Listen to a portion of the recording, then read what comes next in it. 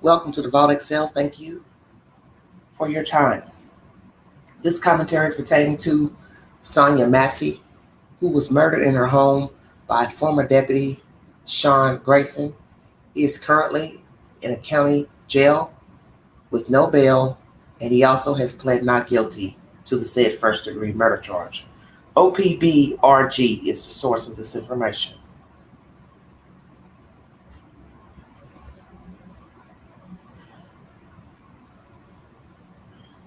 The former sheriff's deputy charged with murder in the fatal shooting of Sonia Massey, a 36-year-old black woman killed inside her Illinois home, had been employed by half a dozen police agencies since 2020, according to state law enforcement records.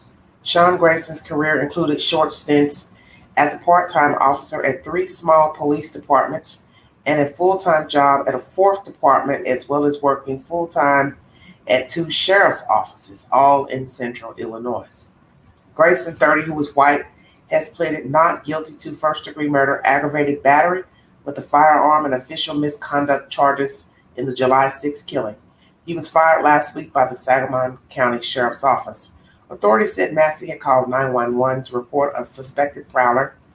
2 deputies eventually showed up at her house in Springfield, about 200 miles southwest of Chicago. Sheriff's body camera video released Monday confirmed prosecutors' early account of the tense moment when Grayson yelled across the counter at Massey to set down a pot of hot water.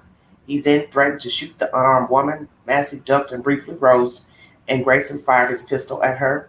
Massey was hit 3 times with a fatal shot to her head.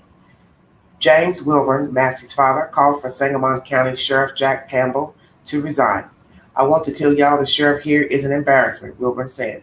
"This man, Grayson, should have never had a badge, and he should have never had a gun.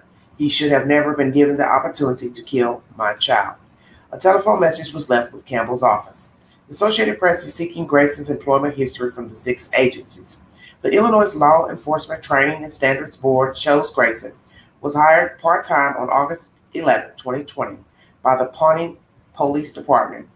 He also was hired part-time on February 4, 2021 by the Kincaid Police Department and on May 20th, 2021 by the Vernon Police Department.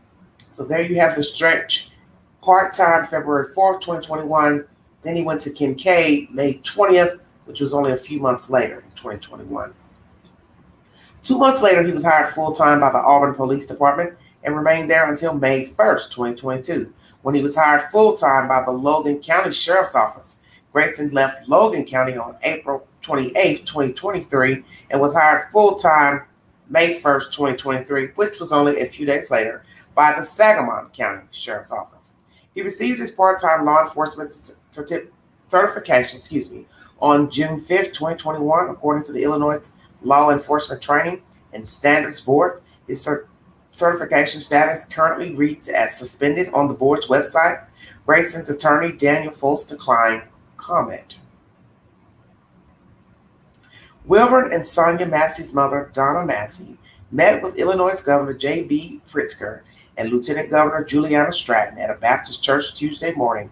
They understood that oftentimes the Sonia Masseys of the world don't get due process of the law, and that they were committed to saying this would be a fair and transparent investigation and process at every level, said noted civil rights attorney Ben Crump, who is representing the family. The family wants Congress to approve the George Floyd Justice in Policing Act and the John Lewis Voting Rights Act, both of which U.S. House Democrats approved in 2021 before the legislation died in the Senate. And I also like to reiterate that President Biden is calling on lawmakers to pass this George Floyd Justice in Policing Act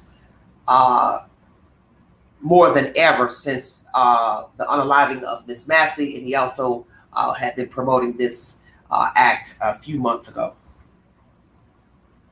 The first aims to crack down on police misconduct, excessive force, and racial bias in law enforcement, while the Voting Rights Act would require local jurisdictions to seek federal approval before changing voting laws. Let me ask this question, because I want to play commentary from a doctor who will give his assessment of the crime.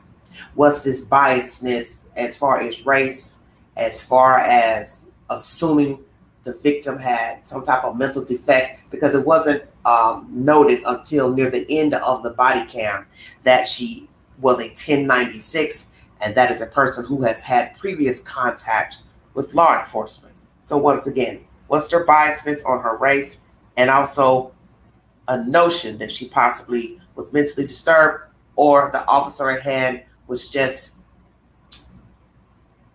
what's the word I want to use? Irritated at the situation of it taking too long to get her ID, so on and so forth. He and also the other officer. Okay, once again, this George Floyd Justice and Policing Act is to crack down on police misconduct, excessive force, racial biasness in law enforcement. While the Voting Rights Act would require local jurisdictions to seek federal approval before changing voting laws, every member of Congress needs to vote today so that nobody else in this United States of America has to go through what they're going through, Wilburn said. In a statement released Tuesday, Vice President Kamala Harris said she's joining President Joe Biden in calling on Congress to pass the George Floyd Justice and Policing Act. Sonia Massey deserved to be safe, Harris said. After she called the police for help, she was tragically killed in her own home at the hands of a responding officer sworn to protect and serve. The disturbing footage released yesterday confirms what we know from the lived experiences of so many. We have much work to do to ensure that our justice system fully lives up to its name. Massey's oldest child, 17-year-old Malachi Hill Massey, said he watched the beginning of the body camera video of the shooting of his mother but didn't finish it. I don't have no words for this, Malachi Massey said. Grayson was being held without bond in the Sangamon County Jail. If convicted, he faces prison sentences of 45 years to life for murder, 6 to 30 years for battery, and 2 to 5 years for misconduct. Once again, he has pled not guilty. He will be judged by 12 members of society. What will they decide on his fate? Currently, he's being held without bail until his trial starts. So, naturally, I'm sure he does not want to be in there. Many people will say this is a violation of his civil rights. I'm sure that's what his lawyer is going to say, as I brought you commentary of the case, of cases of people being held without bail, bond, as in the Muir case. Their lawyer felt that it was unconstitutional to have them incarcerated for the said crimes of abuse against their said boy child. And eventually they did get a bond, cash bond, and they were released from custody. Will a judge decide before trial to give Mr. Grayson a bond and or bail? We will see. OPB.org is the source of this information that I just read to you. So we learned that he's worked at 6 agencies in the past 4 years since 2020, Mr. Grayson. Everyone will have his or her own interpretation of the places that he worked. Some will say, well, he worked the places part-time to get his foot in the door. Some will say, well, they didn't work out. So did he have any complaints against them? Did he have any complaints of the agencies? And as I said before, if you're trying to get your foot in the door, you're working and living in a small demographic, central Illinois, those places are small. Maybe he took what he could find. And at that time, it was just part-time positions, police and sheriff's department. But the gist of the story, and some will weigh this as well, eventually he became full-time at 2 different agencies, and he did not stay. Each one was about a year or so less. So that will come into question probably more than the part-time work. Okay, well, now you've been given full-time employment, but you left one full-time job, and then you went to another full-time job, and then you left that full-time job, and then you also ended up at Sangamon, and you haven't been there long because now you've been fired for unaliving Miss Massey. So we asked all the questions with the work history, previous arrests of DUIs and a revoked license. We'll get to that. Why was he hired with misdemeanors? Because most people will say you don't need to have any misdemeanors on your record. So let's go there. Should an officer be hired with misdemeanor records? Because a misdemeanor could be anything. Could be theft, could be fraud, could be DUIs, drinking and driving. Could be assault, simple assault. Should that person have the right to go into the police academy? Number one. Did each agency thoroughly check his background? We would assume that they did. Because why would you not check a person's background in recruiting them into the police academy? That would be very odd and strange. We also learned that he has been in the military and got a general discharge, whatever that means. I'll be gladly Google that. That information, because that was something I wanted to inquire. Because all this is repeated information, assumingly verified, but know that anybody can make a mistake in bringing forward information. So I'm going to look this up before I go on to my next source. Thank you for joining me.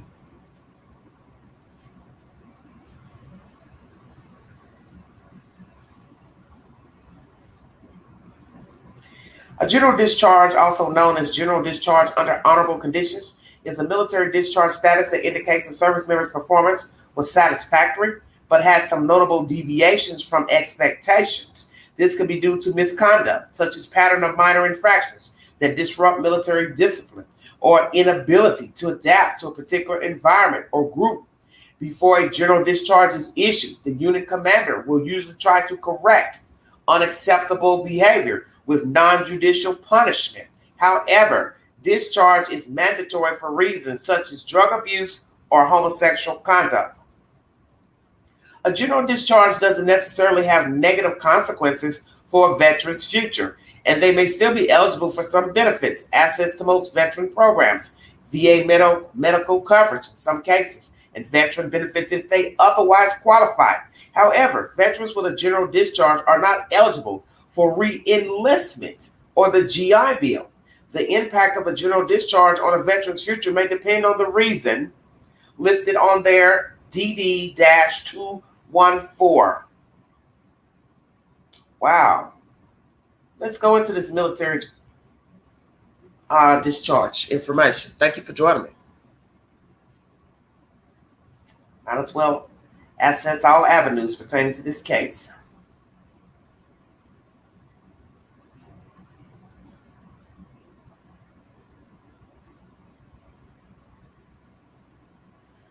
Okay. It says when a job applicant claims to be a veteran, the employer can ask to see their DD-214 and see the reasons for the discharge. They still have veterans hiring preference for federal jobs. Other than honorable discharge. Other than honorable, also known as less than honorable, is the third type of administrative discharge. It is generally used when the service member's conduct results in punishment for the violation of the Uniform Code of Military Justice. Security violations, arrests, and conviction by civilian authorities, assault, abuse of authority, and drug violations are all examples of the type of conduct warranting on an other than honorable discharge. Having an OTH discharge on their DD-214 means the service member will not be entitled to veterans benefits and will not be eligible to re-enlist. Although an OTH is considered an administrative rather than a punitive discharge, it may have consequences in civil life. Wow, interesting information. So it just goes on to talk about punitive discharges, which would be bad conduct, drunk on duty, driving under influence, committing adultery, arrest for disorderly conduct, consequences of BCD, forfeit their pay, lose rank, loss of military benefits, not recognized by the federal government as a veteran, and must be disclosed if asked when applying for a job. Now, this doesn't apply to him. He does not have this OTH. So, no dishonorable discharge. But reasons can be for dishonorable discharge, just in case you're curious. Murder, fraud, desertion, treason, espionage, sexual assault. Consequences: lose VA benefits, civilian rights, disqualified from federal employment, barred from owning firearms, 18 U.S.C. S922G, may not qualify for civilian government benefits, unemployment, federal student loans, etc. There is a possibility of receiving some VA medical benefits, but they have to be petitioned for and the matter reviewed by officials at the VA. Then they talk about military separation. So we're not going to get into all that. But just to give you a brief synopsis pertaining to the general discharge. It also says it usually means there was something that prevented the service member from performing their job adequately or from meeting expected standards of conduct. A general discharge still affords the veteran access to most veteran programs. In some instances, they may be eligible for VA medical coverage. This was updated June 28, 2024. General discharge means that you have performed some or most of your duties in an exemplary fashion. However, there has been an incident of misconduct or perhaps a failure to adapt to a particular environment or group.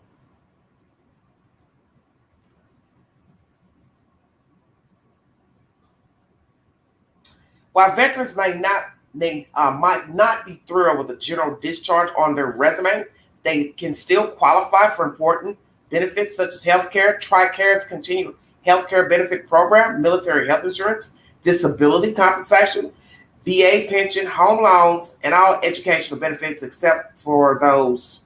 It goes on to that.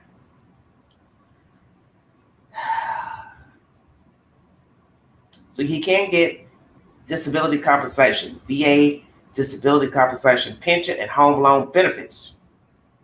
You need to have an honorable discharge to be eligible. So it goes on. So, very interesting.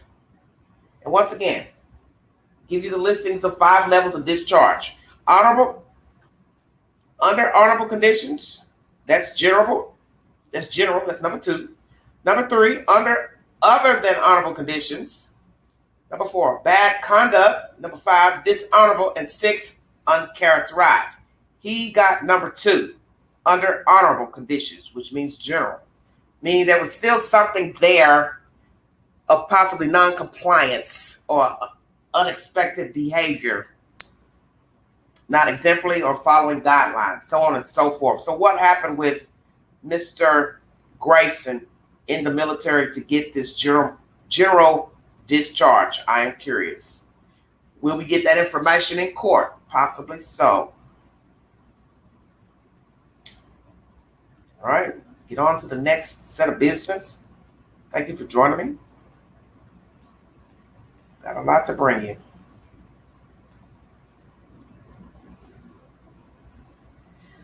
The family claims a cover-up by this Sangamon Sheriff's Department. And their father is also asking for Jack Campbell, the sheriff, to step down from his duties.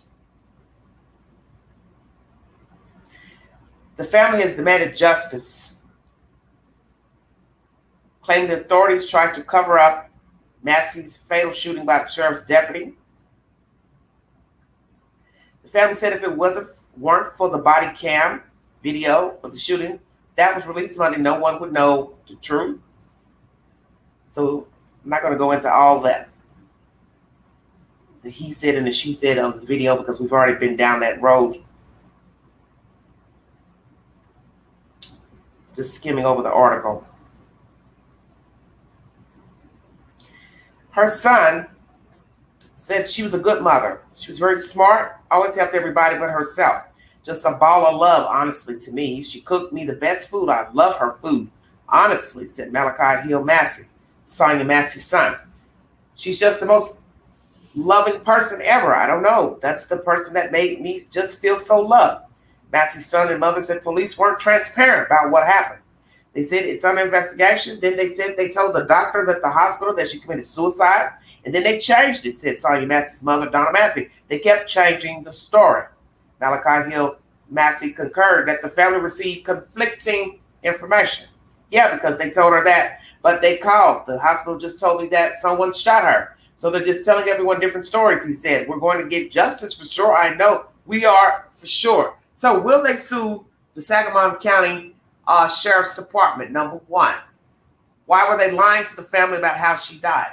Why didn't they want to tell the family that she was shot by an officer? Possibly they knew they would be irate, they would get crunk. So why incite more rage and confusion and chaos we'll let a sergeant or someone speak to the family directly from the police department, sheriff's department. Because I don't think they would want to tell them that an officer shot her, because the next thing a person would do would say, well, why would you shoot her? What did she do for you to shoot her? So they should have just said, we will direct you to the appropriate person, representative, to give you that information. We also hear that they told staff members she unalived herself or somebody else shot her. So now we're playing, the game of telephone. You're telling the nursing staff lies, and then you're telling the family lies. Who does this? So this makes this really look bad pertaining to Mr. Grayson, his behavior there. Some will say it was forced. Some will say it wasn't forced. Everybody's arguing about the water not thrown, so on and so forth.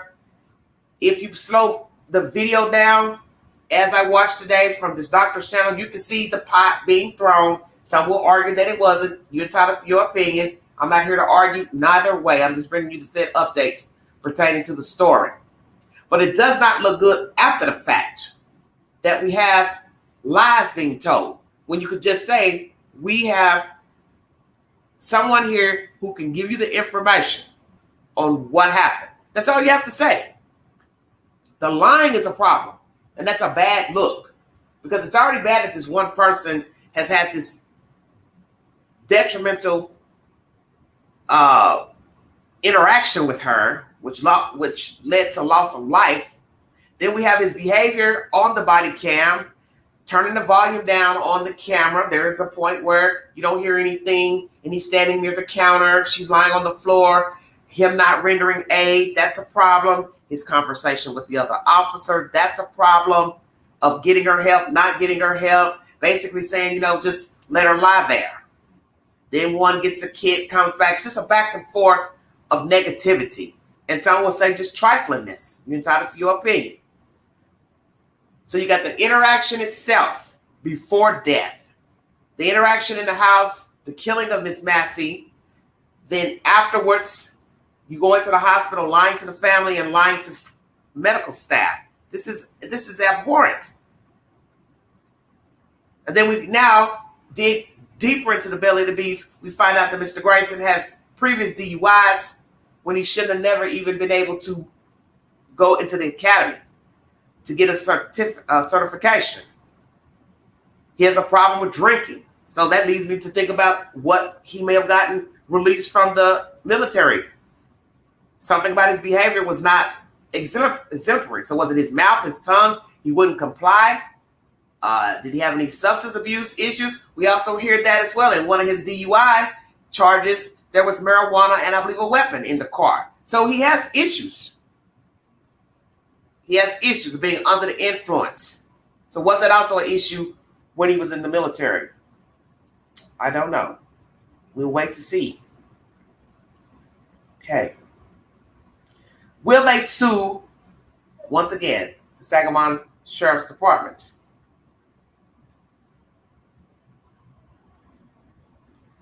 Meanwhile, University of Pittsburgh School of Law professor and use of force expert Davis Harris said the officer's first mistake was entering Massey's home. I've also heard that from someone else today. This never had to happen, he said. The whole encounter could have ended on the front porch. Do you agree it should have ended on the front porch? Well, let's be truthful. We live in different climates each year. Cold, hot, medium. It's 100 degrees outside. Officers don't want to be in the heat. Number two, it's snowing, it's ice. Why not let them in? What's the big deal? Many people allow officers to come in.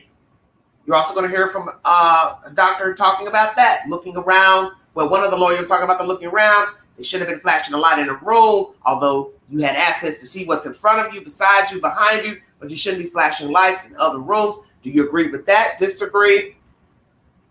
You're entitled to your opinion on that information as well.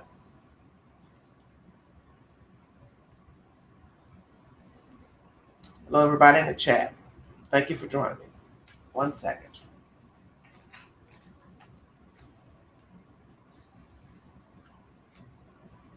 All right. Try to finish this. Well,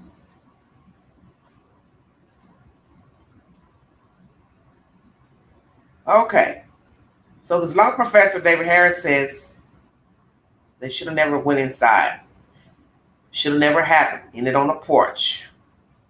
Harris also said Massey was not a threat to the deputies when Grayson pulled his gun and went on to shoot her. She simply says, while she's holding this pot of water, "I rebuke you in the name of Jesus," Harris said. "This is not a threat. This is not a sign of danger, but this causes one of the deputies to pull his weapon." Harris reiterated that there was no identifiable reason for Grayson to shoot Massey. So, do you agree? He was out of line for pulling out his weapon. Should they have used tasers instead if they felt like she was a threat with the hot water? Weigh in. We know who did the shooting. We can't see a reason for the shooting. We can't see any way in which the victim provoked the shooting. And that is all there.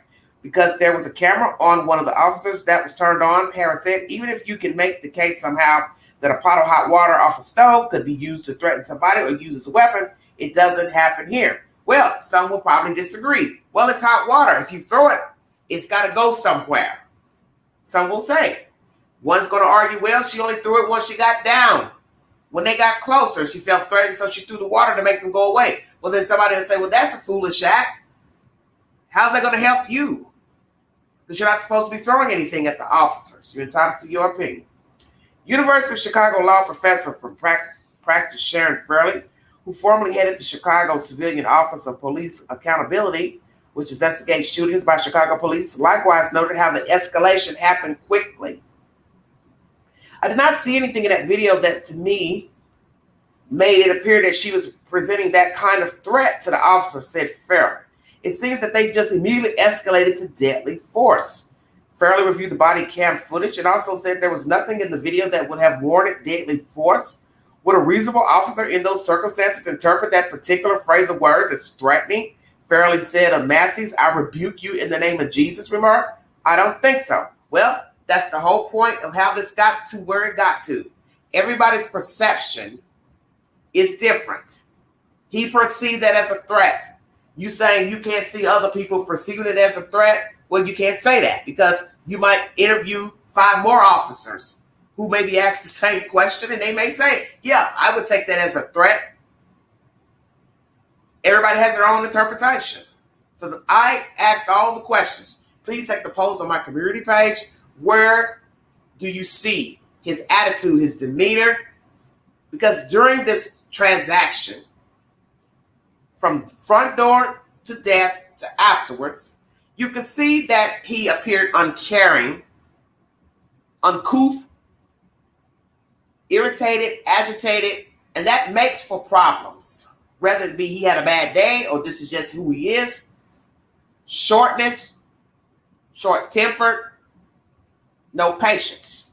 And I've heard this from different commentary today from a doctor and a lawyer that he appears childish, immature, not in a good phase to be a cop.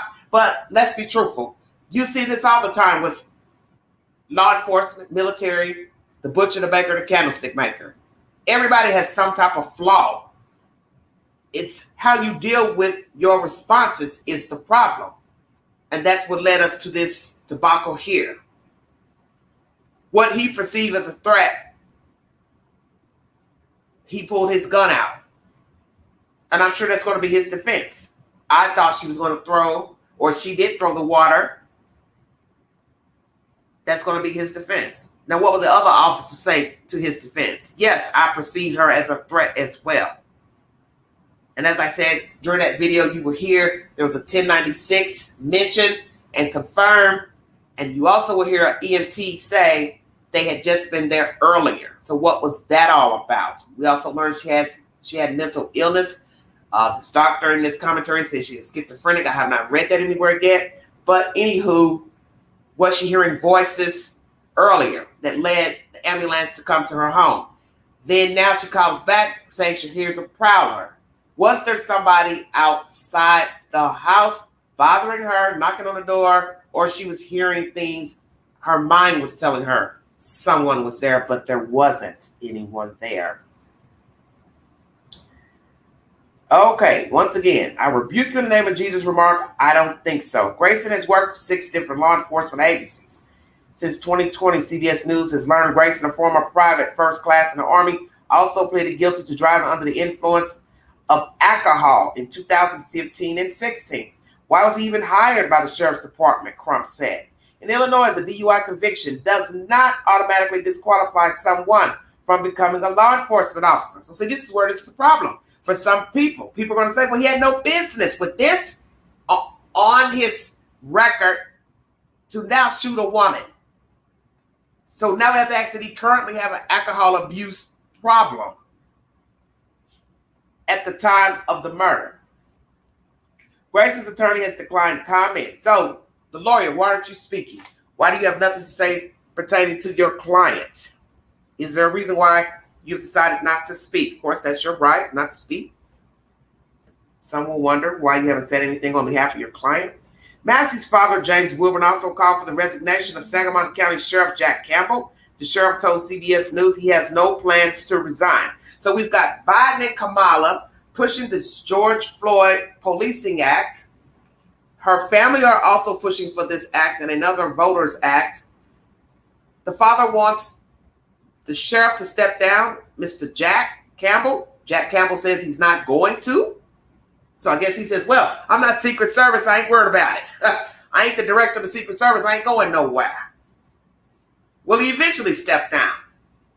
Will we hear any other misgivings, complaints in the department against this sheriff's department? Any improprieties on the sheriff, the officers, deputies, and also Mr. Grayson? Will we hear other people come out to say they had complaints against Mr. Grayson as an officer in training, however you want to word it? Will we hear negative complaints, paperwork, anything took to a higher up against him, but people kept passing him along? What are the real reasons for the 6 agencies?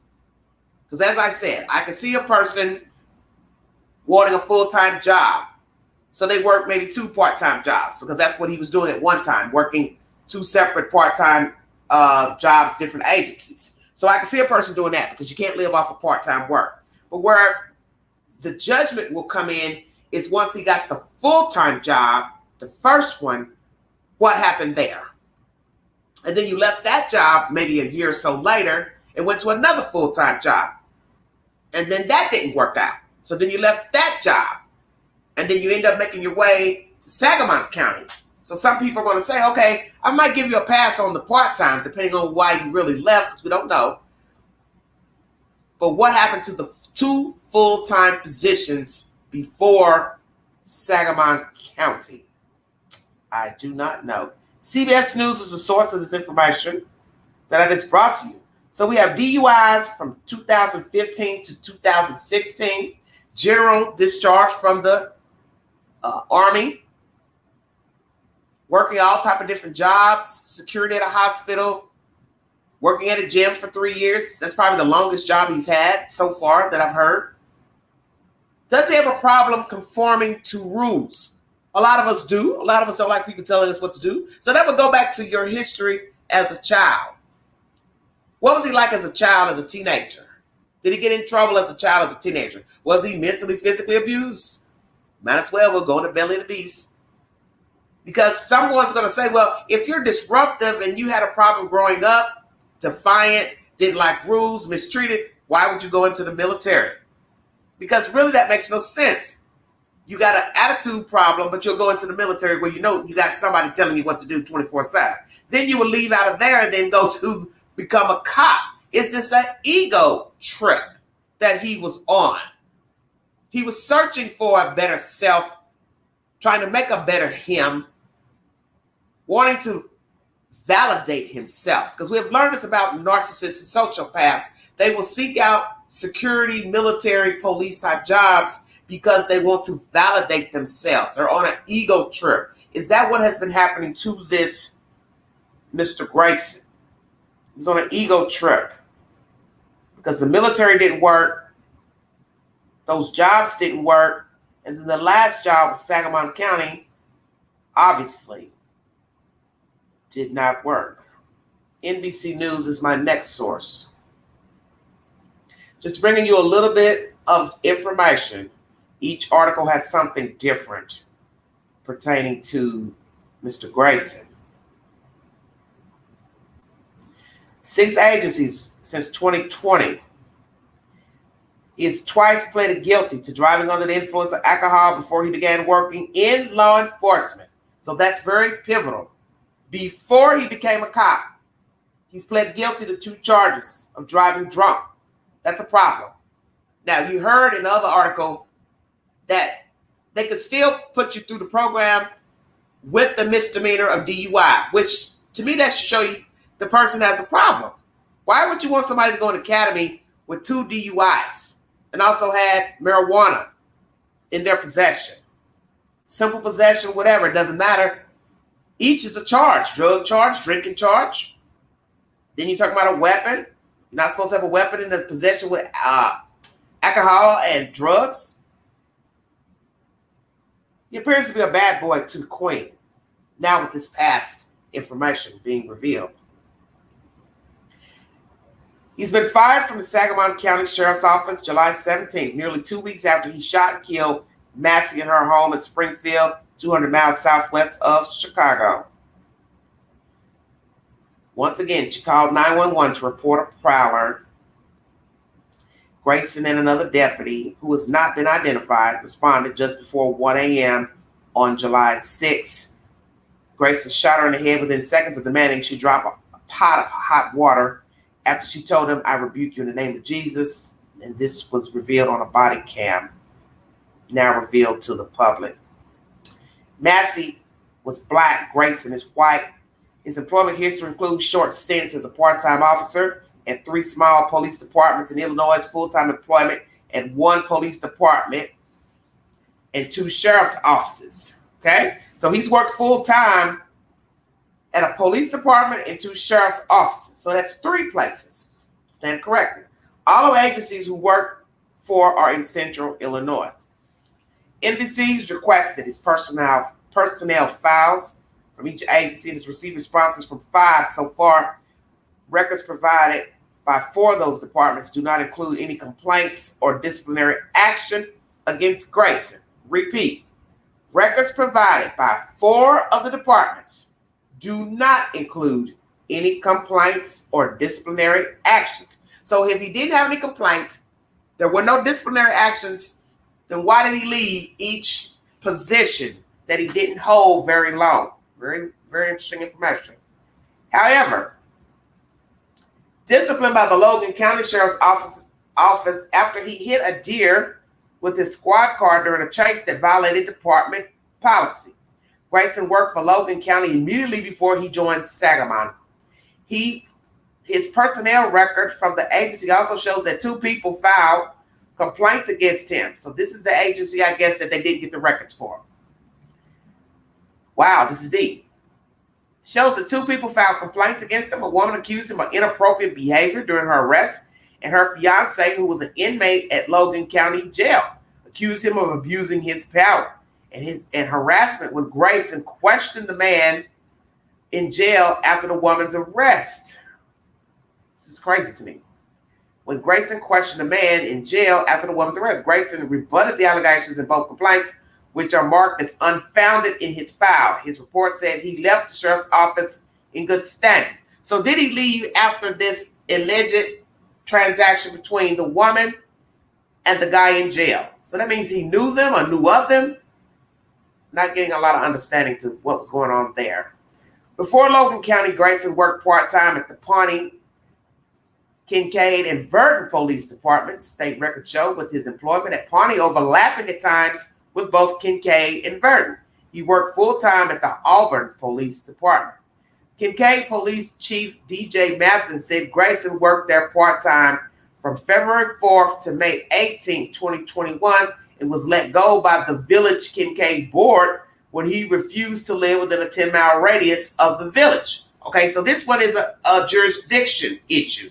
And we have heard this about politicians. They do expect you when you hold a public office that you have to live in the jurisdiction for which you're holding the office. Some of you may not know that. So here is one reason why he was only working from February to May 2021. for the village of Kincaid. He maintained his employment at Pawnee, where he was hired in August of 2020. During the entirety of his time at Kincaid and had asked for permission to take on the second job, records show. Mathis said that the department did not have any written complaints against Grayson and that no disciplinary actions were taken against him.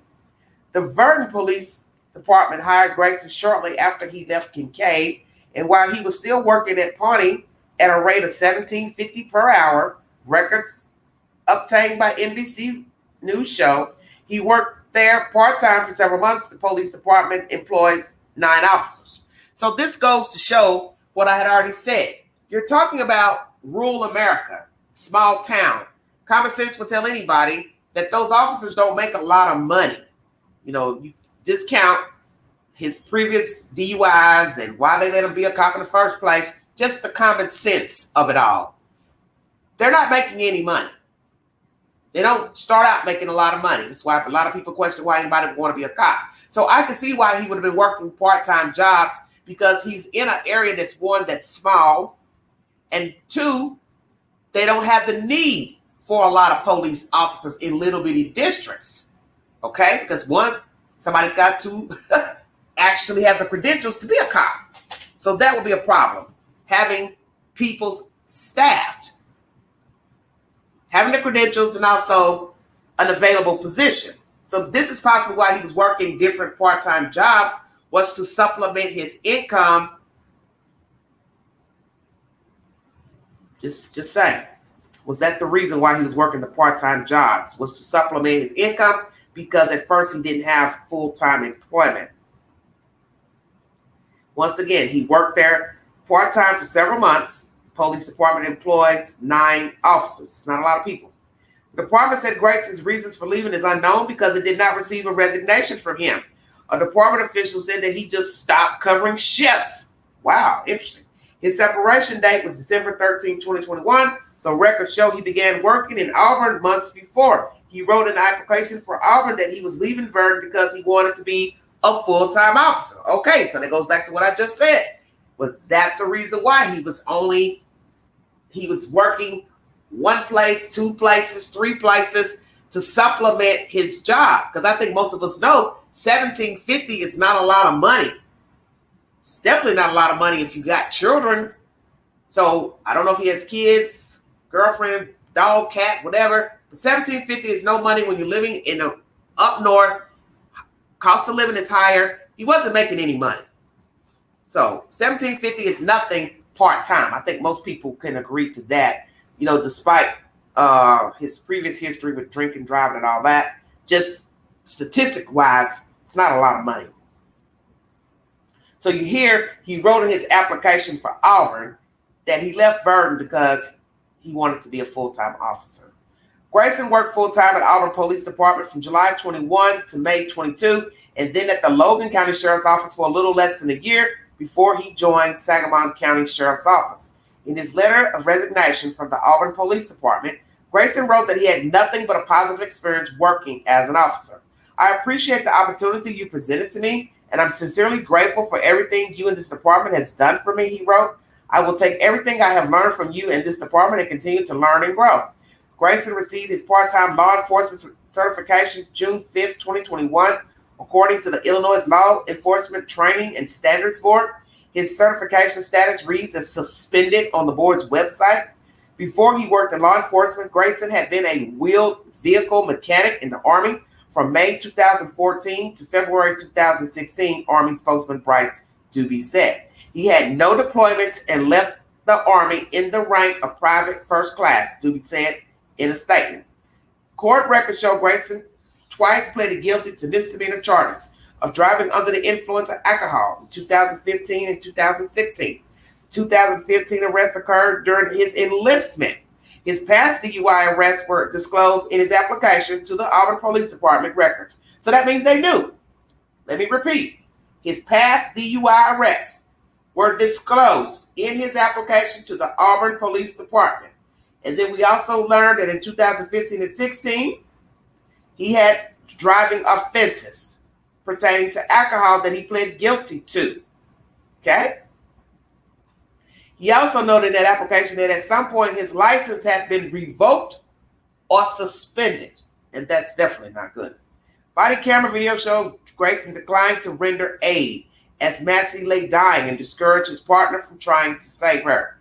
The other deputy still rendered aid and stayed with Miss Massey until medical help arrived, a prosecutor wrote in the court documents, adding that Grayson at no time attempted to render aid to Miss Massey. Grayson, 30, has pleaded not guilty to charges of first-degree murder, aggravated battery with a firearm, and official misconduct. He is being detained without bond. Last week, after Illinois State Police concluded their investigation into the shooting, as required by state law, the sheriff's office said Grayson was fired because the investigation had made it clear that he did not act as trained or in accordance with our standards. So let's ask that. What is it that he should have done that would have been a part of the standard protocol for someone with hot water? And I'm assuming they are going to throw it, and or they threw it. What was it that they expected them to do? I'd like someone to speak on that, because many people are going to want to know. What is it that you thought he and the other officer should have done in that situation? Sangamon County State's Attorney John Heiser said a review of the state police investigation included body-worn camera video does not support a finding that Deputy Sean Grayson was justified in his use of deadly force.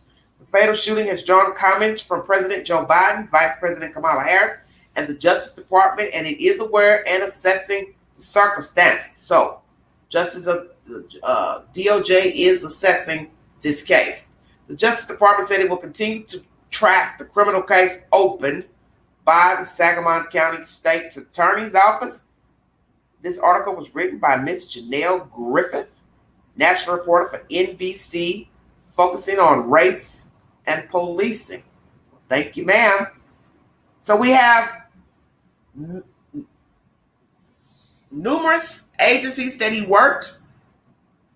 He says he wanted to be a full-time police officer. As I said, making $17.50. It's not a lot of money. So I assume that is why he moved around. I don't know. Don't know everything. But that would make sense to me. I'm only getting hired here. They don't have a lot of hours. I got to find something else to do. So I can see him going to another sheriff's department, police department to supplement his income. But possibly along the way, he's had an issue or two. And we finally get documentation of an allegation of mistreating one man in jail and the wife, girlfriend, or whatever, saying he was inappropriate to her. So was he inappropriate to her? What did he say? What did he do? How did he know these two? Or are these false allegations against Mr. Grayson? Don't know. NBC News, CBS News are the sources I just brought to you, and OBP. All this information can be found in the Google search if you're curious.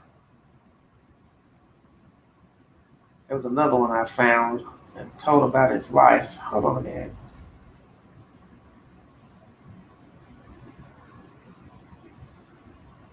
Let's see. Trying to get a little information about him.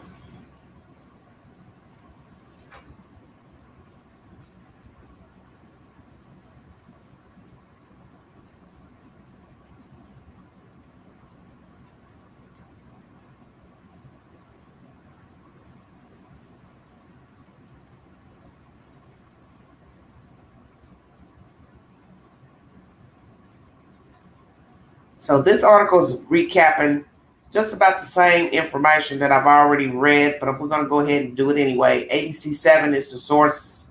This is pertaining to the DOJ. They're assessing the circumstances surrounding the fatal shooting of an unarmed black woman by a Sangamon County Sheriff's deputy. Benjamin Crump, renowned civil rights attorney, represents the family of the woman, said at a news conference Tuesday the DOJ had opened an investigation to the shooting of Sonia Massey, 36, and it just goes on to talk about her making a call to 911 pertaining to that morning. Sean Grayson, 30, indicted first-degree murder He's being detained until trial. After his arrest, Grayson was fired. The body camera video of the incident was released on Monday. The Department of Justice is aware and assessing the circumstances pertaining to Ms. Sonia's passing and extends condolences to her family, loved ones. Okay.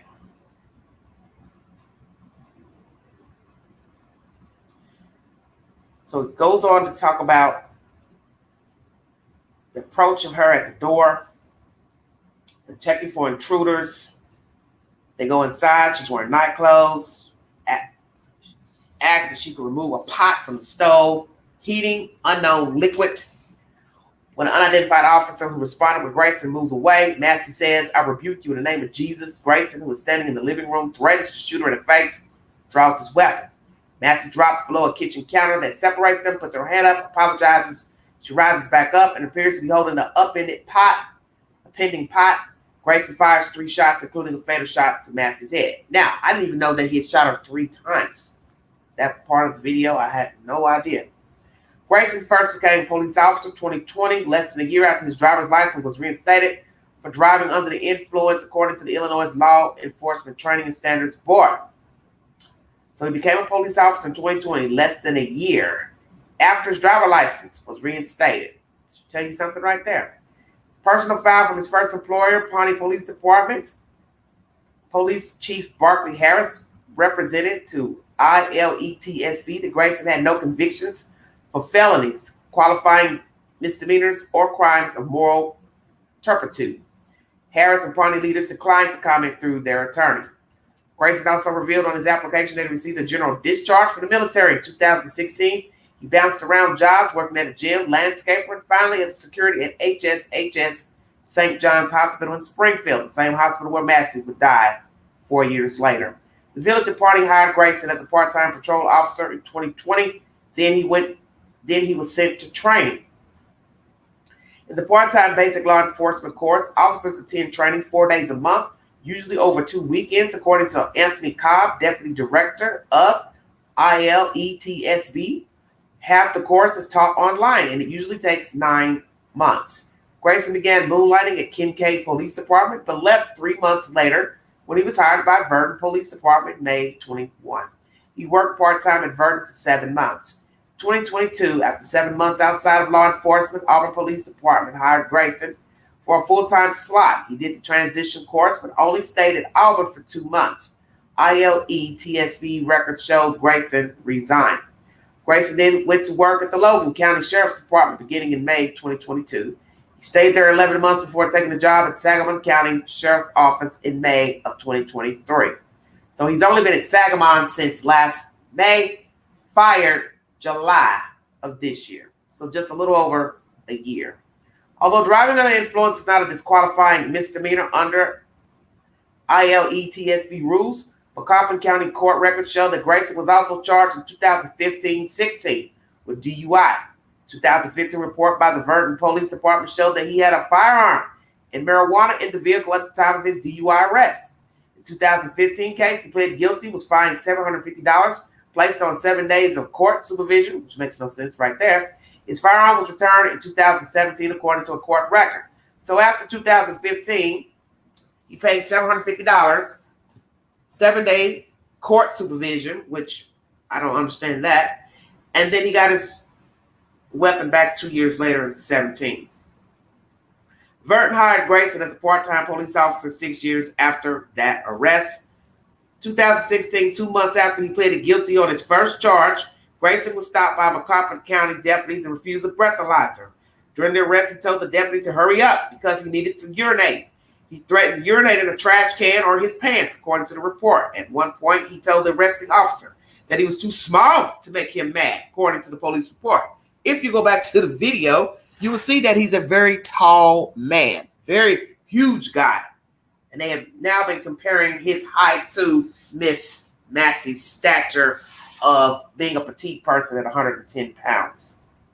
And I think they're reporting he's at about 220. Grayson again pleaded guilty in 2017. His license was revoked for more than 2 years before being reinstated August 30th, 2019, less than a year before he first joined the Pawnee Police Department. Massey's shooting has gained national attention, garnering comments from President Joe Biden and Vice President Kamala Harris. The Massey family met with Governor J.B. Pritzker and Lieutenant Governor Juliana Stratton on Tuesday, Crump said. At Tuesday's news conference, Crump appeared with Massey's family members who said they found out from the media that Massey died in an officer-involved shooting. One family member said hospital personnel overheard police telling nurses that Massey died from a self-inflicted wound. Other family members said they were told Massey was shot by an intruder. So here we have two different lies pertaining to how she died. Why in the world would you lie to people, the family and the nursing staff, that she killed herself or that an intruder shot her? Why not just say nothing? We can't speak on the matter. That's what you're supposed to say. A sergeant or somebody in a higher up authority should have been the one speaking to Miss Massey's family. Crump said the family, including her 2 teenage children, deserves to know what happened to Massey. It is trying to put yourself in her shoes and their neighbor's shoes, Crump said. I know it's hard for some people to even fathom it, but it's a reality for most people of color, especially Black people in America. We think about this every day, but by the grace of God, it could be your mama next, or your daughter, or your son. Capital News, Illinois, ABC7 is the source of this information. Once again, more in-depth detail of his past for DUIs, 15, 16, 17, and still able to be a police officer, moving around from place to place. Allegedly, he's wanting full-time work, got full-time work, but still left these places to eventually make it to Sangamon County, to only be there a little over a year and unalive this Black woman inside of her house by the name of Sonia Massey. Wow, wow, wow, wow, wow. So we talked about a cover-up. Family feels like there's a cover-up because they were lying to different people and nurses about how she died. We have the DOJ assessing the situation. We learned that he's worked for 6 agencies, Mr. Grayson, in 4 years. Past criminal records with DUI. Allegation against one woman of inappropriate behavior. And also her boyfriend in jail says he was mistreated. Abuse of power. Is that true? Are these allegations true about a boyfriend and a girlfriend? Or were these people just trying to get him in trouble? We have Mr. Biden and Kamala Harris trying to get this bill passed. George Floyd Policing Act bill. Will it be passed by lawmakers? Let's hear from a doctor. We're going to hear from the family, and then we're going to hear from a doctor, his assessment to what he thinks happened and the behavior of Sean Grayson. Welcome to the Vault XL. If you'd like to donate to this great network, $ Big Angie, 129 Cash App, stickers and chats always welcome during the live stream. Let's hear from the family, what they have to say about this tragic event that took place in Springfield, Illinois. Feel free to watch the video. It's in the YouTube queue if you're curious.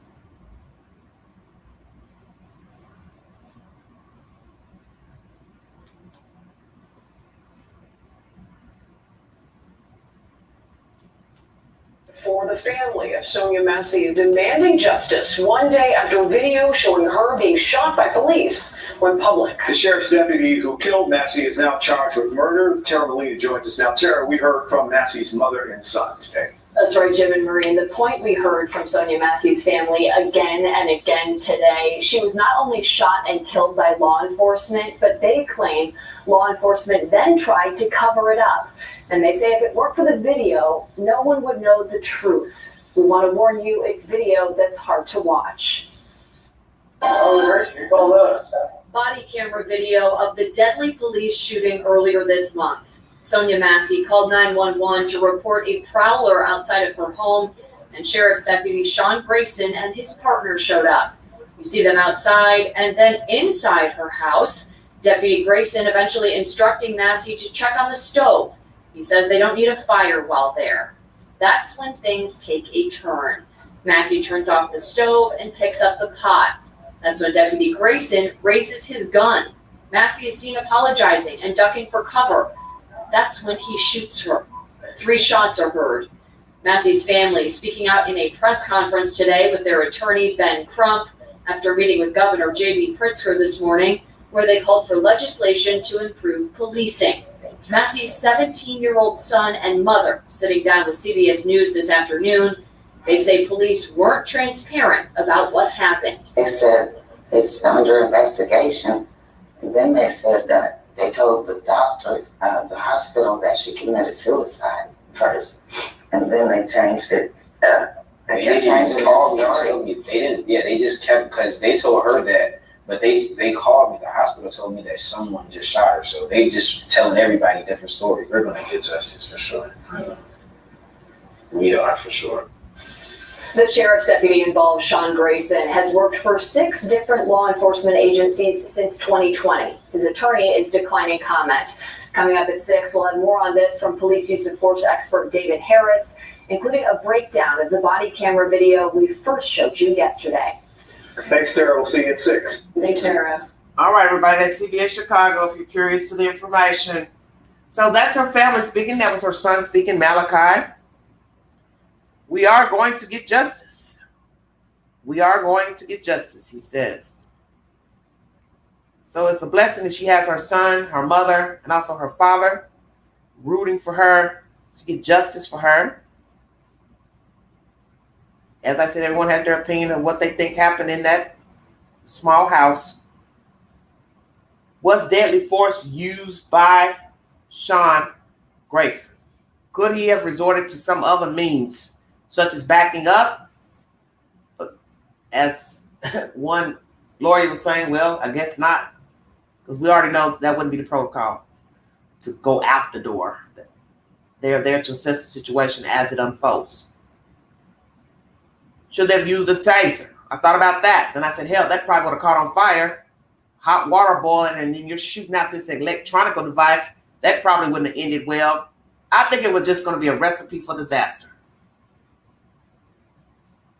Because it was, as I said to you all before my live the other day, the vibe was off the moment they knocked on the door. And now that we know that EMTs were there earlier, you got to ask yourself what happened then, what was said to her, what did she say to them, why did she call, what was the assessment for that visit. It didn't end in violence. So now we have the cops coming. How did this incident end in violence? Did he feel threatened by her with that hot water? Did he get offended and thought, okay, she's about to do something with this pot of water? Everybody's going to agree to disagree on what actually happened in that house, and that he shouldn't have felt threatened. He should have done something else. So that's why I'm asking. Then what should he have done? What should he and the other officer have done to assess the situation? We don't know, because she's dead now. I don't know. Oh, Lord have mercy. What a mess. One moment, everybody.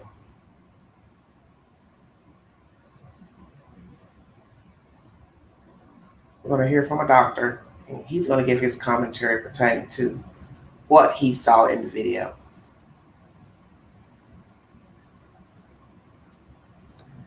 Okay, let's see.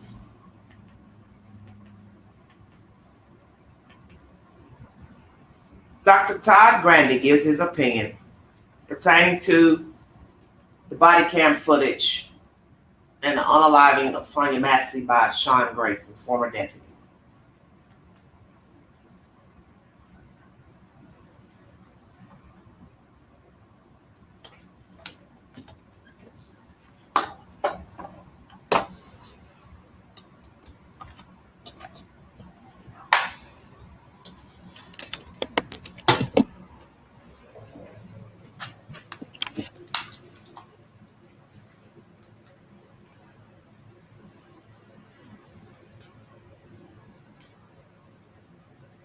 Hello, this is Dr. Grande. Today's question is, can I analyze the case of Sonia Massey? Just a reminder, I'm not diagnosing anybody in this video, only speculating about what could be happening in a situation like this. If you enjoyed this video, please like it, subscribe to my channel, and consider supporting me on Patreon. I will put the link to Patreon in the description for this video. First, I'll look at the background of this case. move to the timeline of the crime, then offer my analysis. Sonia Massey was born on February 12, 1988, in San Diego, California. At some point, she moved to Springfield, Illinois. She worked for a gaming company there for a while. According to a family member, Sonia had schizophrenia with paranoid delusions. Sonia lived in a 1,000 square foot, 3-bedroom house at 2868 Hoover Avenue. Now moving to the timeline of the crime. On July 6, 2024, at 12:50 a.m., 36-year-old Sonia Massey called 911 and reported hearing noises outside her home. She refused to answer any questions and disconnected the call. 2 deputies from the Sangamon County Sheriff's Office responded, arriving at about 1:08 a.m. One of these deputies was named Sean Grayson. The other deputy has not been identified. I will refer to him simply as Deputy 2. Sean did not turn on his body camera as required by department policy, but Deputy 2's camera was activated. When the deputies first arrived, they checked the area for any sign of a prowler. Deputy 2 walked around Sonia's property with a flashlight. He looked in a shed in the backyard and looked in the front yards of a few other houses, before noticing a black SUV in the driveway next to Sonia's house. This vehicle had a broken driver's side window, and a small window toward the back of the rear driver's side door was broken. There was no sign of a prowler. Sean had been searching the area as well, using his flashlight. At 1:12 a.m., Deputy 2 knocked on Sonia's front door. Sean joined Deputy 2 and started knocking. Receiving no answer, the deputies contacted dispatch and asked them to call Sonia. The deputies could hear the phone ringing inside the house, but Sonia would not come to the door. Eventually, she yelled, "Hold on." At 1:16 a.m., Sonia finally answered the front door. She talked to the deputies about God and said that she didn't know who owned the black SUV next to her house. Sonia wasn't really speaking clearly or making a lot of sense. She appeared to be suffering from mental health symptoms. After a brief conversation at the front door, the deputies were getting ready to leave. Deputy 2 walked away from the front door and called in the license plate of the black SUV. While he was a few feet away doing this, something transpired between Sean and Sonia, which led Sean to enter her house. Deputy 2 followed. Let me interrupt here. Whose vehicle was that? Because as I listened to this commentary before, and this commentary from a trial attorney who felt like, oh, they should have never went in her house. They went in her house because they were trying to get her ID. She could have easily walked back inside and said, hold on one second, I'll bring my ID out. But she didn't. And to me, it's not a big deal that law enforcement comes in your house to get your ID, or you go look for your ID. I don't think that it was a problem, because many people have dealt with law enforcement, and I've even had officers say, oh, a lady officer said, do you mind if we come in? It's very hot out here. Nobody wants to stand out in the 100-degree heat for any reason. I don't think it's a big deal inviting the cops in if you called them for a certain reason. Or they went there to ask you something about whatever. There's a car with broken windows. So they had every right to ask her about the car. They don't know if it has anything to do with why they're there. So I don't think that was a big deal. I don't even know why anybody would even say that. Well, what are they doing in her house? Who cares? She had the right to say, I don't want you to come in. They wanted her ID so they could assess the situation. Some officers will ask for ID, some will not. Because I've learned that myself. Some will say, well, can I see your ID? And we already know why they want it, so they can run your name to see if you got any warrants on you, see what's going on with you. But I don't think it was a big deal them wanting her ID, because they need to assess why, one, they're there, and then that window being broke out there, they don't really know what the hell is going on. And then, two, you got difference of opinions and commentary, rather, from her. One minute she don't know who the car belongs to. Then the next minute, he asks her again about it once he's inside, and she says, oh, yeah, I had some bumper issues. And then he goes on to say, well, what about the window? And then she talks as if that's her car again. Oh, yeah, that happened earlier. So was it her car or not? I'm curious. So naturally, They had every right to ask about the SUV. It's near the property. There's windows broke out or crashed. You're calling about a prowler. How do they know that, somebody wasn't trying to break into the car? So I don't think that was a big issue about them going inside her apartment, inside her house. A few seconds later, Sonia sat down on a couch, and everyone appeared to be calm. Sean asked Sonia to supply her name. She was reluctant, but she gave it to him. At this point, Sean asked for her driver's license, saying that would be easier. At 1:20 a.m., as Sonia was looking for her driver's license, Sean noticed a pot of water on the stove. He pointed toward the kitchen and said, "We don't need a fire while we're here."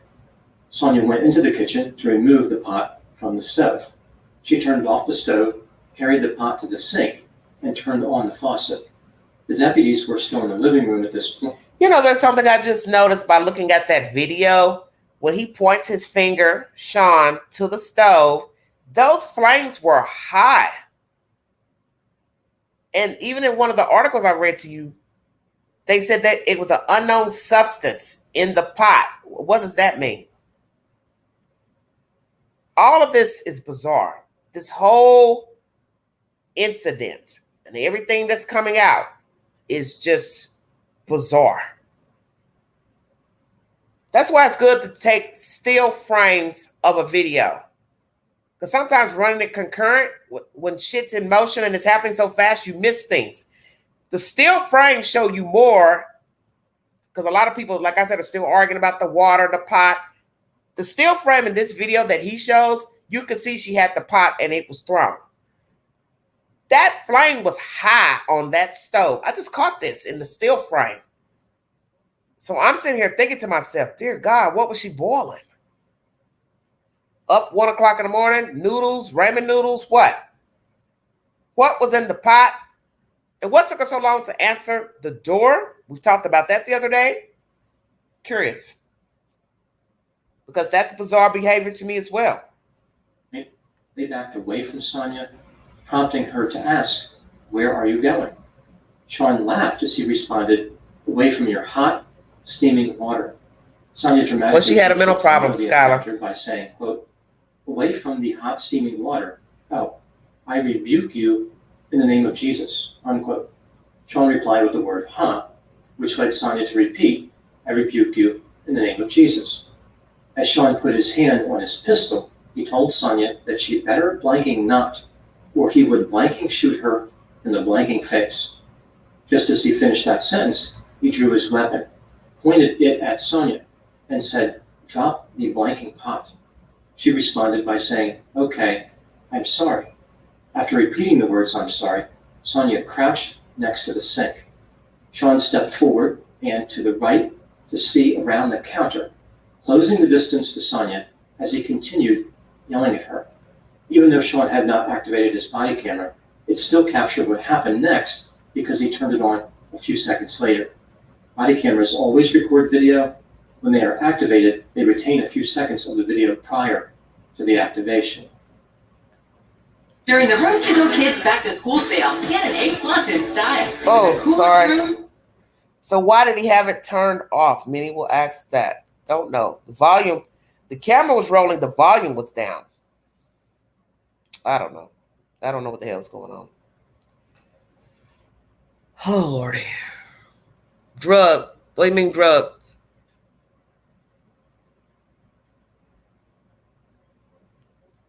What are you talking about, Skylar? After Sonia crouched down, she grabbed the pot of water and threw it toward Sean. At about 1:20 a.m., Sean responded by firing his weapon 3 times, striking Sonia 1 time in the face. Now, when you go watch this video by Dr. Todd, because they're doing still frames of the video, you can see where she's crouched down, not all the way, and the pot is in her hand. One hand has the pot holder. The other hand has a pot holder, which would be her right hand. So she has the pot in her right hand with a pot holder. Left hand has a pot holder, and you can see the pot is elevated above her head. So there is no mistaking the pot being in her hand and being thrown. Because it makes no sense for somebody to think they tampered with a pot. Why would I want to touch a hot pot? I'm a cop. I'm here to assess the situation. I'm not going to touch a hot pot. That makes no sense. And we know it's hot because she's got pot holders. So I don't see them messing with a pot and move the pot over to make it look like she threw the pot. This still frame shows she is crouched down and the pot is above her head. She threw the pot. Through the water. Because what makes no sense, if I've got the pot at the stove and they're drawing their guns after I said rebuke Jesus, whatever, wouldn't it make sense for me to set the pot in the sink? If I'm scared, I'm fearing for my safety, I'm going to put that pot down in the sink and then I'm going to crouch down, letting them know, okay, I apologize, I'm sorry, or whatever. She took that pot down with her, which is very bizarre that a person would take a pot down to the floor. Because you got to remember, it started at the stove. They're holding their conversations about this and that. Then she's standing near the sink with the pot. So it goes from the stove to the sink. And then once she crouched down, she had the pot. But you can't see that, except for here, you can on a still frame. So if you want to verify it for yourself, it's Dr. Todd Grande's recent video. Woman killed by rebuked DUI offender deputy after calling 911.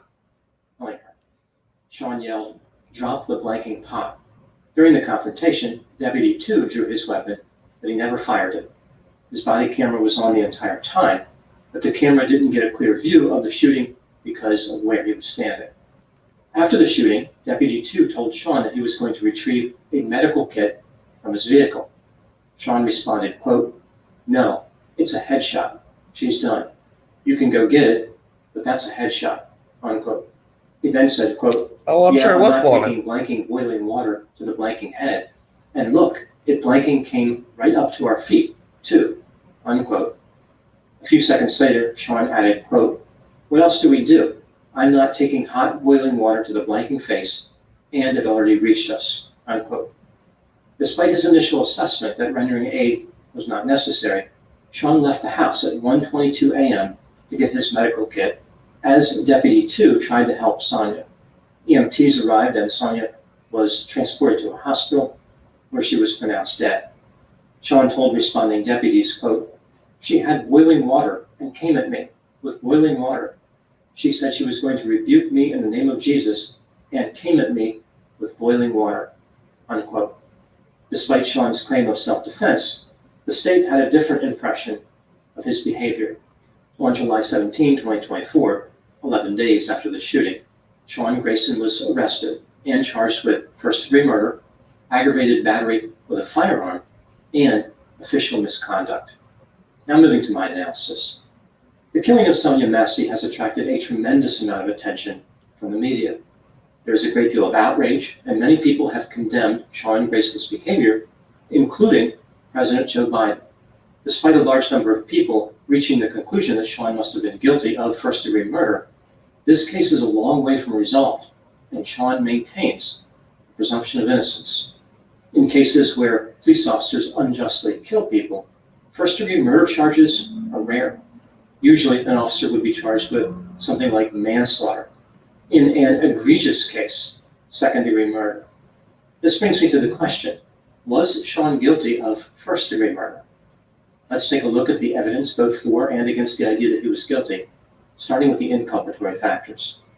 Sean weighed 228 pounds. He was wearing body armor, had a firearm, a radio, and police training. Furthermore, he was accompanied by another armed deputy.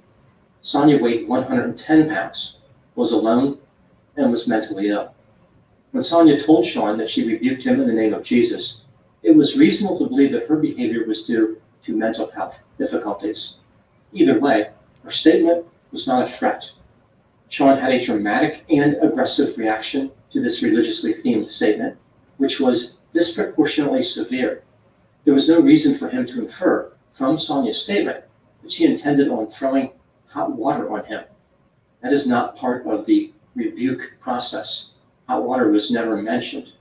Sean drew his weapon right as he finished warning Sonia, and he closed the distance. If he was afraid of Sonia, why would he move closer? The weapon in her possession was a pot of hot water. This is not considered to be a long-range weapon.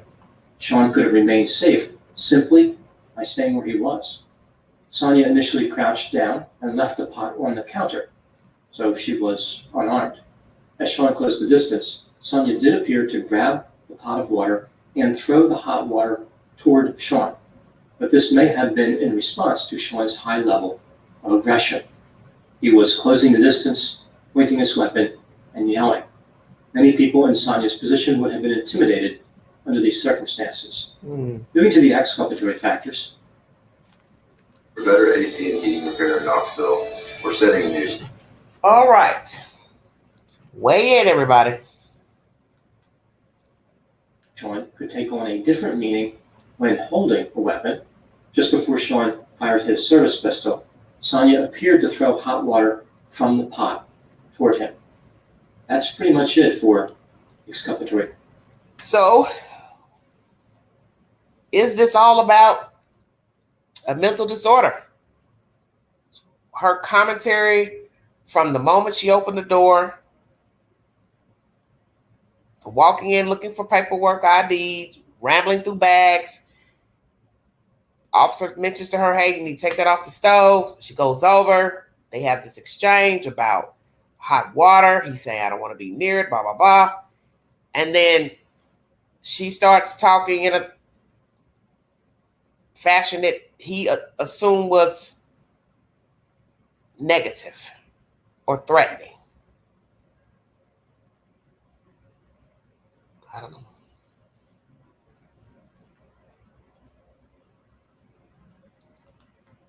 Oh, Lordy, Lordy, Lordy. 1 second. Yeah.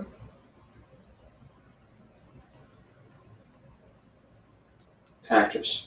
When considering all the evidence in this case, do I believe Sean was guilty of first-degree murder? No. Rather, I believe he was guilty of second-degree murder. In the state of Illinois, second-degree murder is when a person kills another while acting under a sudden and intense passion due to being seriously provoked by a victim, or the person believed the killing would have been lawfully justified, but the belief was unreasonable. I do not believe that Sean was seriously provoked, but I do believe that he had an unreasonable belief that his actions were lawfully justified. What do I think happened in this case? This is just a theory, my opinion. Sean Grayson did not have the temperament for being a police officer. He was impulsive, immature, heady, dominant, and aggressive. Since August 2020, he had worked at 5 other law enforcement agencies in Illinois before taking the job with the Sangamon County Sheriff's Office in May 2023. He was allowed to be a police officer despite having 2 convictions for driving under the influence.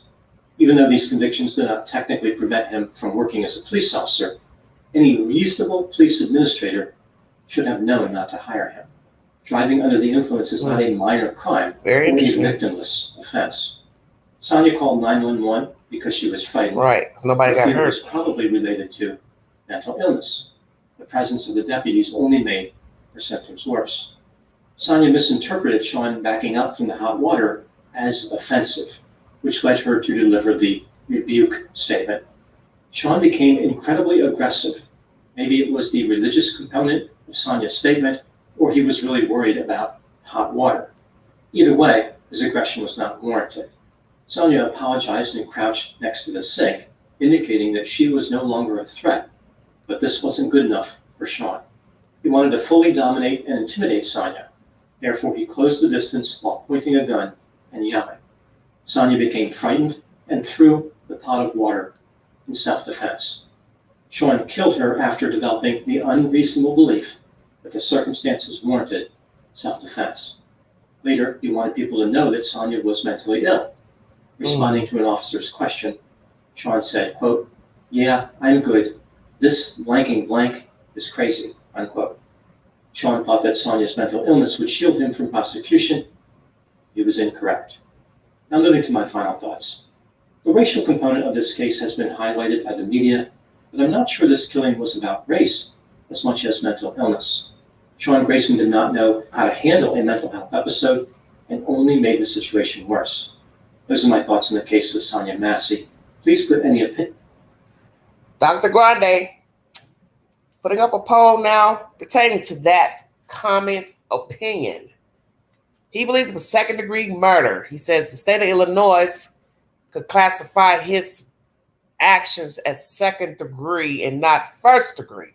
Well, the gist of the story is he's been charged with first-degree murder. Interesting.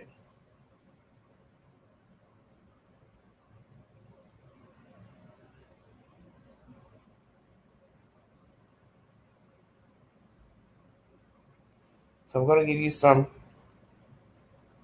options on this poll.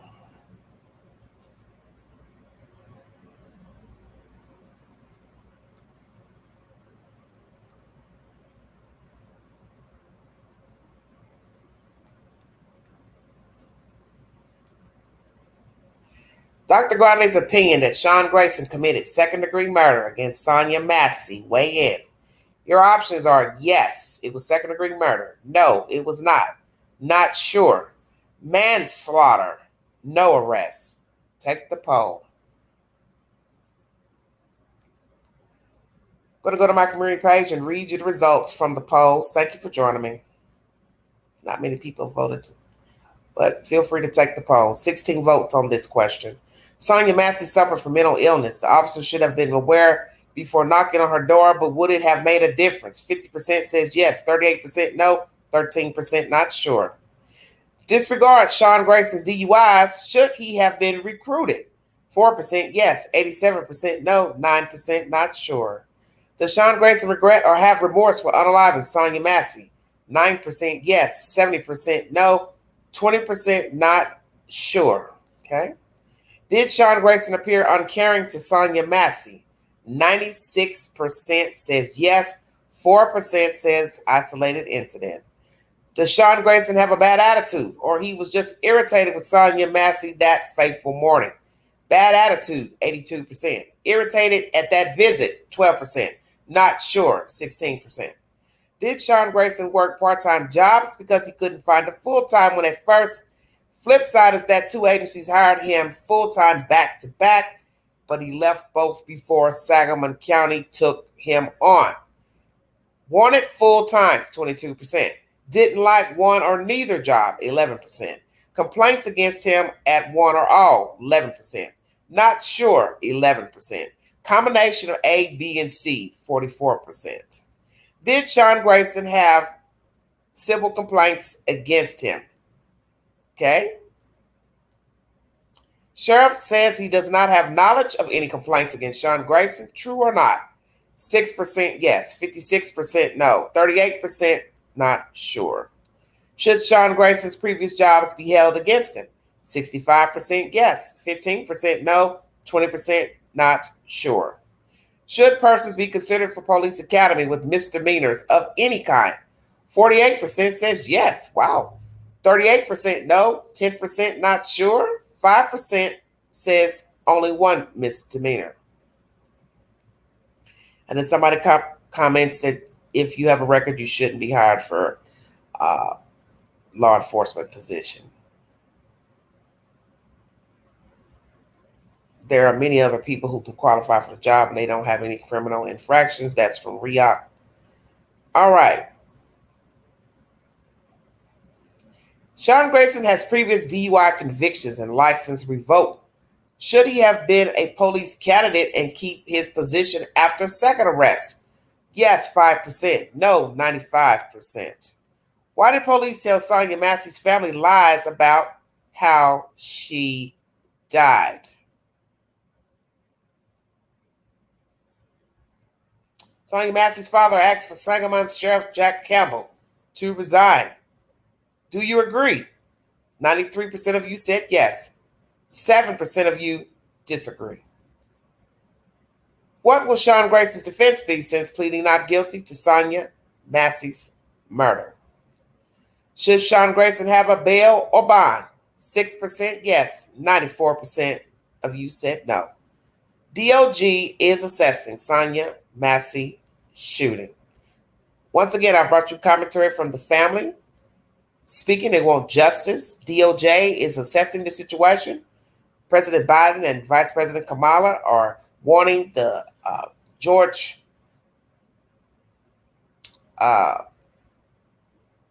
can't even think of what I'm trying to say. Goodness gracious. Act for policing, George Floyd Act, to go in effect. We want lawmakers to sign off on that.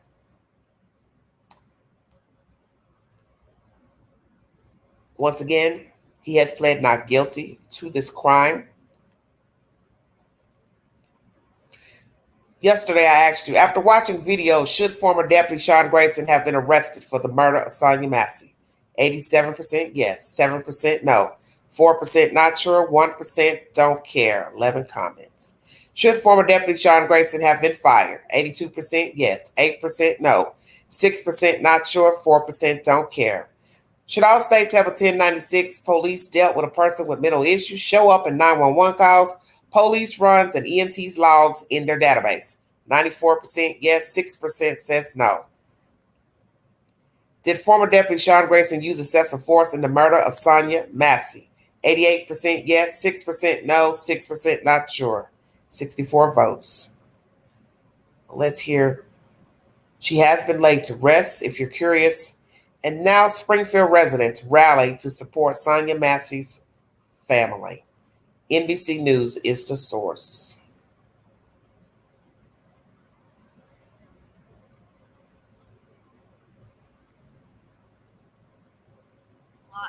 Alfred Dixon says he has played with Sonya's children and will remember her as someone who spread a message of love. She was the kindest, nicest person I knew. She was just very loving, invited me in her home. And she just was loving. She loved everyone. In a short amount of time, she loved you already.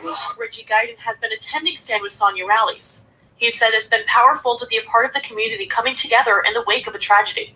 It's amazing how the community can come together and really just take the collective grief that we're feeling and then do something with it. We've been able to defy expectations of what mourning looks like, of what grieving looks like, and the expectation that we would be violent in the face of violence. And I think it really does set a tone and an example for who we are and what we can be. Alfred and Faith Perry, Alfred's cousin, says this peace march could be the beginning of big changes. It gives me faith. It gives me hope that there can be a change. Yeah, it really can be. Like, if the change is small or big, either way, we just want to change. And like I got to say, justice for Sonya Massey. Community organizers have plans to continue showing out and showing up for the Massey family.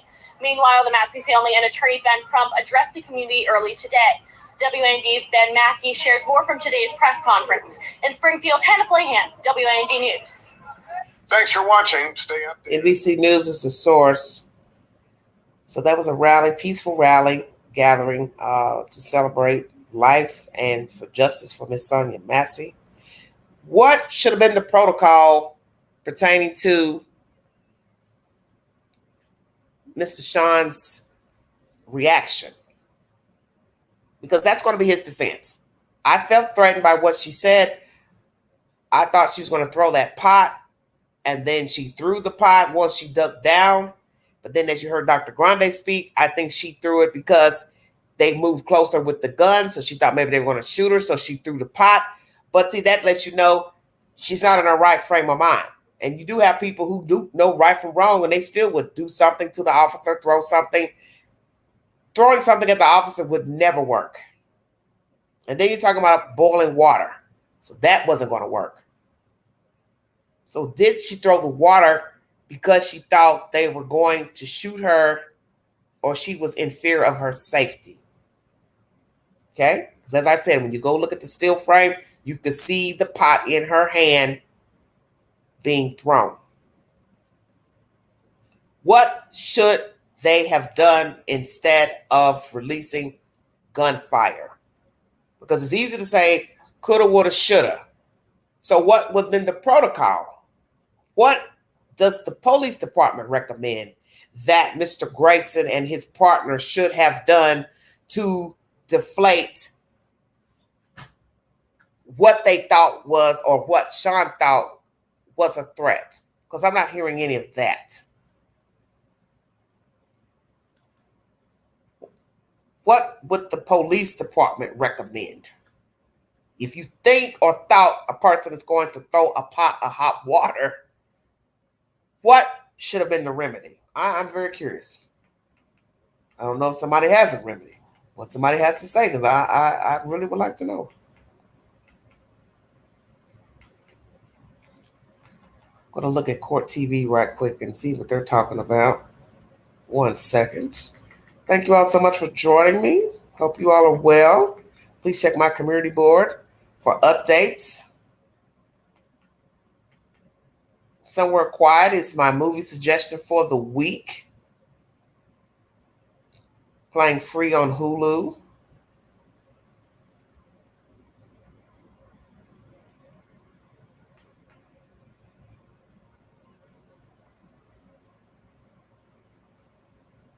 So we are talking about police reform pertaining to this.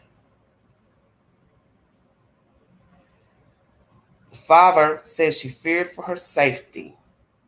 CBS News is the source of that information. Let's hear what the dad has to say. Stories. What were you told? Hold on 1 second. The circumstances of this shooting. 1 second. Let's hear from the father, Mr. Wilburn.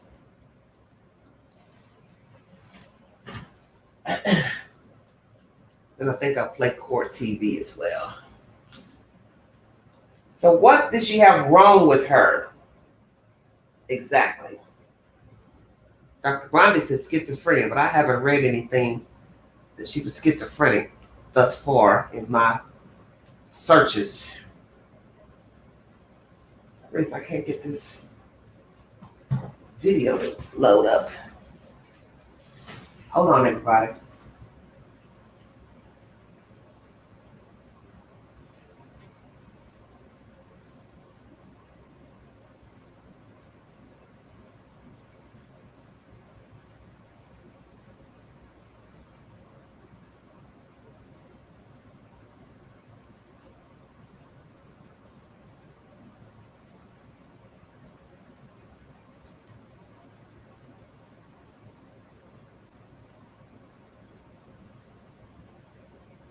We return now to the very tragic story of a woman killed by a sheriff's deputy after she called 911 asking for help. Now, the body cam footage, we showed it to you earlier, shows the encounter between 36-year-old Sonia Massey and Deputy Sean Grayson in Springfield, Illinois. The mother of two had called 911 to report a suspected prowler outside her home earlier this month.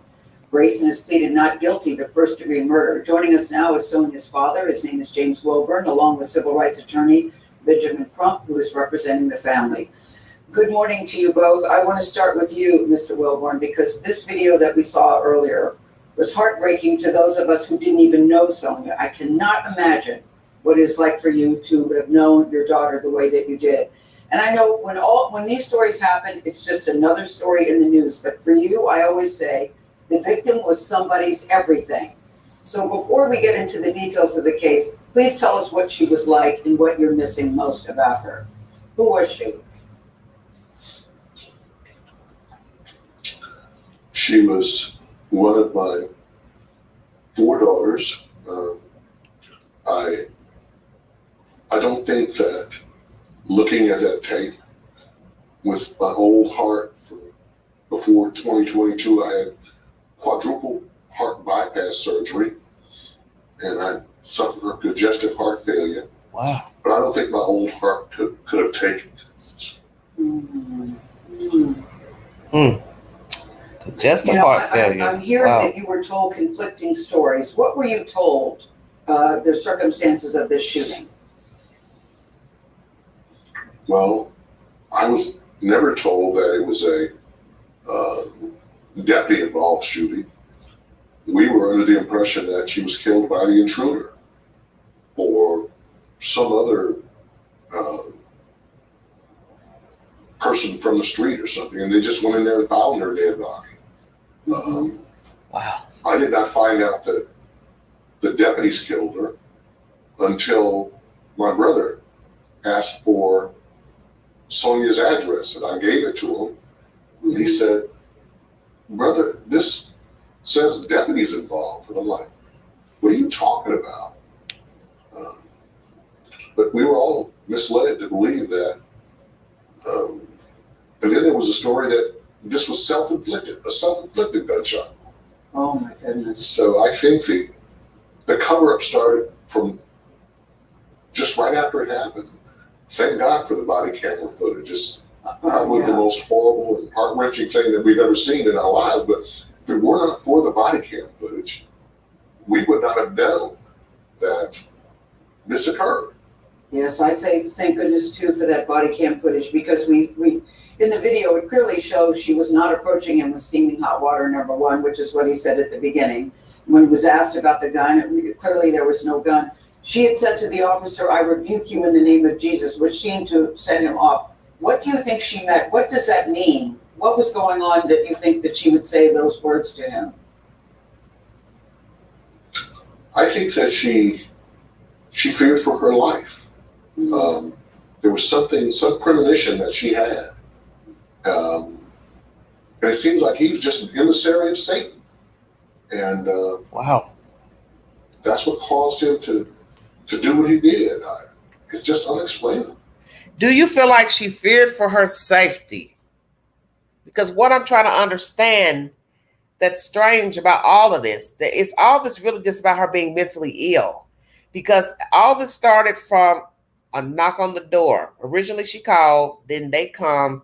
They're going round and round with her on the porch. They're going round and round with her in the living room. See, the vibe was off as soon as they got there.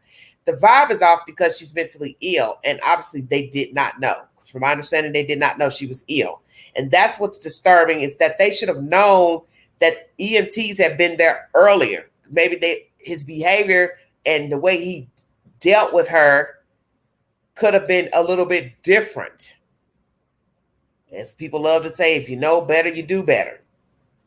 I guess that depends on certain circumstances. But if they had known she was mentally ill, had they known EMTs had been there earlier, maybe they would have been more patient. But my mind still tells me this probably still will possibly end it the same damn way, because the pot was on the stove boiling, obviously, when they got there. She didn't put the pot on when they were in there together. It was already boiling. And if you look at the still frame from Dr. Grant's video, you can see blue flames. It's clear as day. That pot was on fire. That's why the cop said something about, hey, you need to get that pot off the stove so you won't have a fire. So then you got to ask yourself, why would she have it on so high?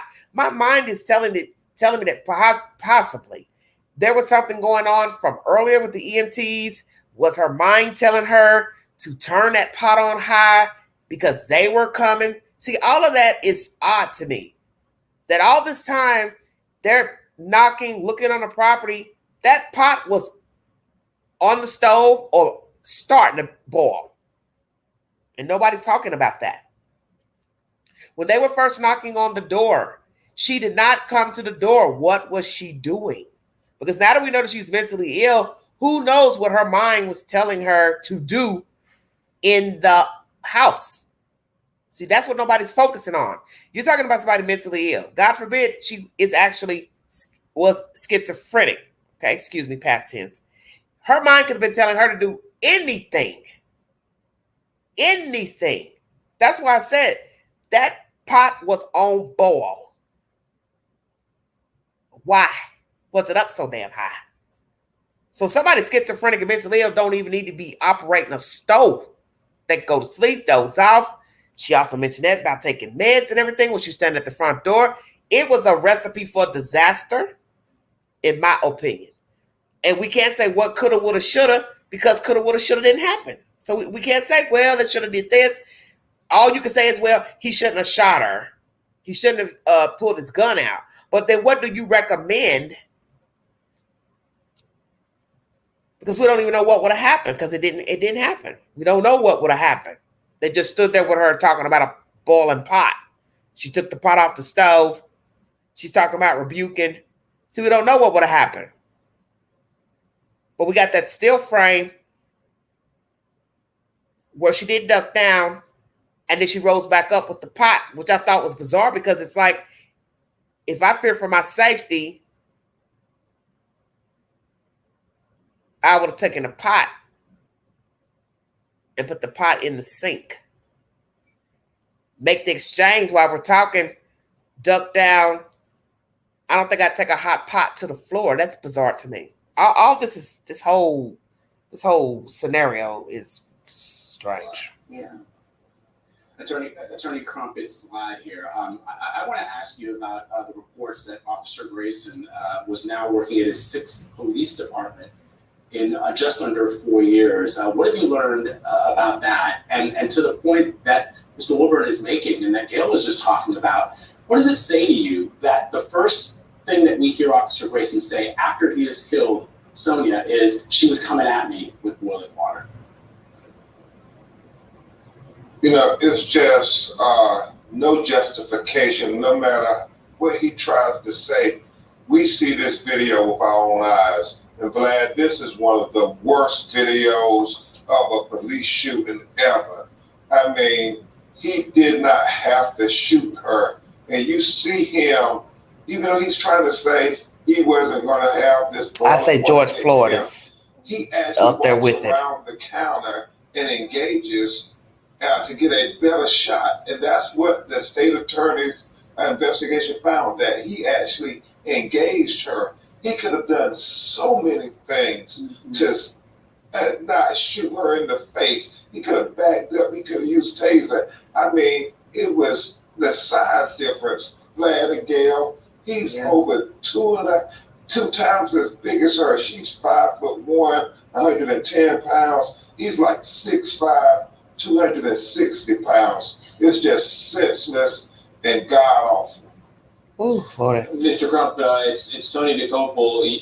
We've talked to you on numerous occasions in cases like this. There have been others as well, and yet you're right. This is a particularly shocking video. What do you think the larger issue is? Why do we keep having these conversations? Why do we keep seeing these videos? We certainly think it's the implicit bias that permeates in American society now. And when we think about what's going on with the presidential politics in 2020, it was the George Floyd torture video that galvanized people in our community to act. In 2024, I believe it's going to be the Sonia Massey shooting video that galvanizes people in our community to act, because, as Mr. James said, this so-called police officer should have never been on the sheriff's force. He had 2 DUIs, and he had went from multiple police departments, like Vlad said, and that is a question. Why was he even on the force? We agree with the judge at the bond hearing. He is a threat to public safety. Ben, there are so many questions here. Looking at this video, I'm telling you, this one hit different for a lot of people. None of them are good, but this one in particular hit different because she clearly, from what we could see, hadn't done anything to harm this officer or threaten this officer. Mr. Wilburn, I know that your daughter was 36 years old, had 2 children. How old are your grandchildren, and how are they processing this? My oldest is Malachi, he's 17, and Summer, Jeanette, she's 15. And we're taking it day to day.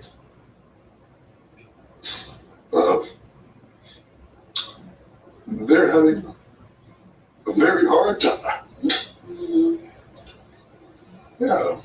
Yeah. Oh, their mother. That's their kid. Their mama. I mean,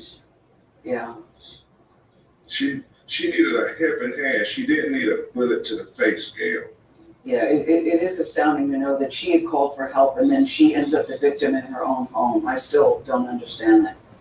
This will never make sense to me. No humanity. When the partner tries to help, he says, no, it's a headshot. You don't need that. And with the blood gushing out of her face, he goes out and tells the other officers on the scene, he calls her a derogatory name for a woman and says she was crazy. I mean, where is the humanity? Yeah, That is always a question in many of these shootings. Mr. Wilburn, we are so sorry that you were talking to us today about this particular story, but we do appreciate you taking the time to do so. People need to hear this story. Ben Crump, thank you. Well, sadly, there'll be another story. That's what's so sad. Like he said, Mr. Crump, we go from 2020 George Floyd, 2024 Sonya Massey. First of all, I'd like to say, once again, what would the police department recommend the appropriate protocol for this type of situation? Because as I said, you really can't even say, because it didn't happen. It went another direction with him, pulling the gun out. As I said, a taser would have been better. You felt threatened because of the hot water in her hand or what she said. You thought, okay, I think this lady's going to do something.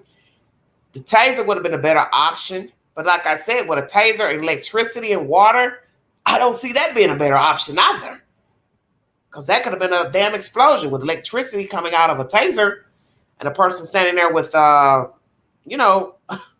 pot of hot water and steam coming out. That don't sound any better than the damn 9mm. Quite frankly, I don't know. Somebody would have to. Somebody would have to give a rendering of what would have been the best protocol. They drew a taser out and told her, ma'am, put the pot down. So as Dr. Grandi says, his version of his assertion is she threw the pot because he drew closer to her. So she feared for her safety. But I don't want to say to myself she feared for her safety at the stove because they were just having a light conversation about the steam. I don't see how she would assume a threat. You can only assume threat because she's mentally ill. And I did catch in another video, this lawyer's video, where when she's on the porch, she was saying to them, something about thanking them and don't hurt me or something. See, all that's why I said this was a recipe for disaster. Because I didn't even catch it the first time I watched the video. Her saying something to them at the front door about not hurting her. And so my mind would say, well, why would she think that? So you can ask those questions only because we didn't know she had a mental problem. So one would say if you didn't know she had a mental problem and you caught that at the beginning, Monday, you'd say to yourself, well, why did she think they were hurt her? She called them. They're not, cursing at her. They're not arguing or anything. They're just at the door trying to figure out what's going on with a prowler. Obviously, she has some mental issues. If schizophrenia was her mental disorder, she's hearing things. She's got, voices in her head telling her stuff. See, you don't know what was going on with her before she dialed 911. What was going on with her earlier when she called EMTs? They sent the EMTs out. So you have to ask yourself, she's had to have been in the system for something because why would the ambulance people show up? That don't make no sense. Or was that the ambulance that showed up? It's the EMT or the police. Somebody said we were here earlier. I think it's the EMT lady. Because she was standing there in the house when they were coming in with the stretcher thing. So I was like, well, what were they doing there before? See, all that matters.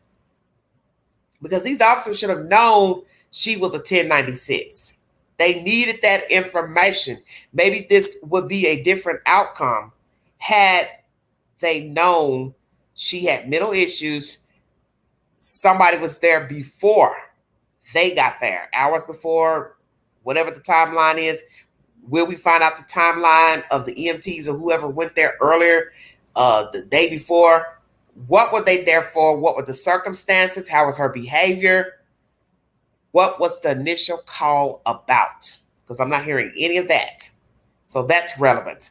Also, her mental illness. When was she diagnosed? What is her diagnosis? How long has she been sick, ill, mentally ill? Because what's scary is that this woman has children. So you're talking about a mentally ill person with children, 15, 17, however the ages are.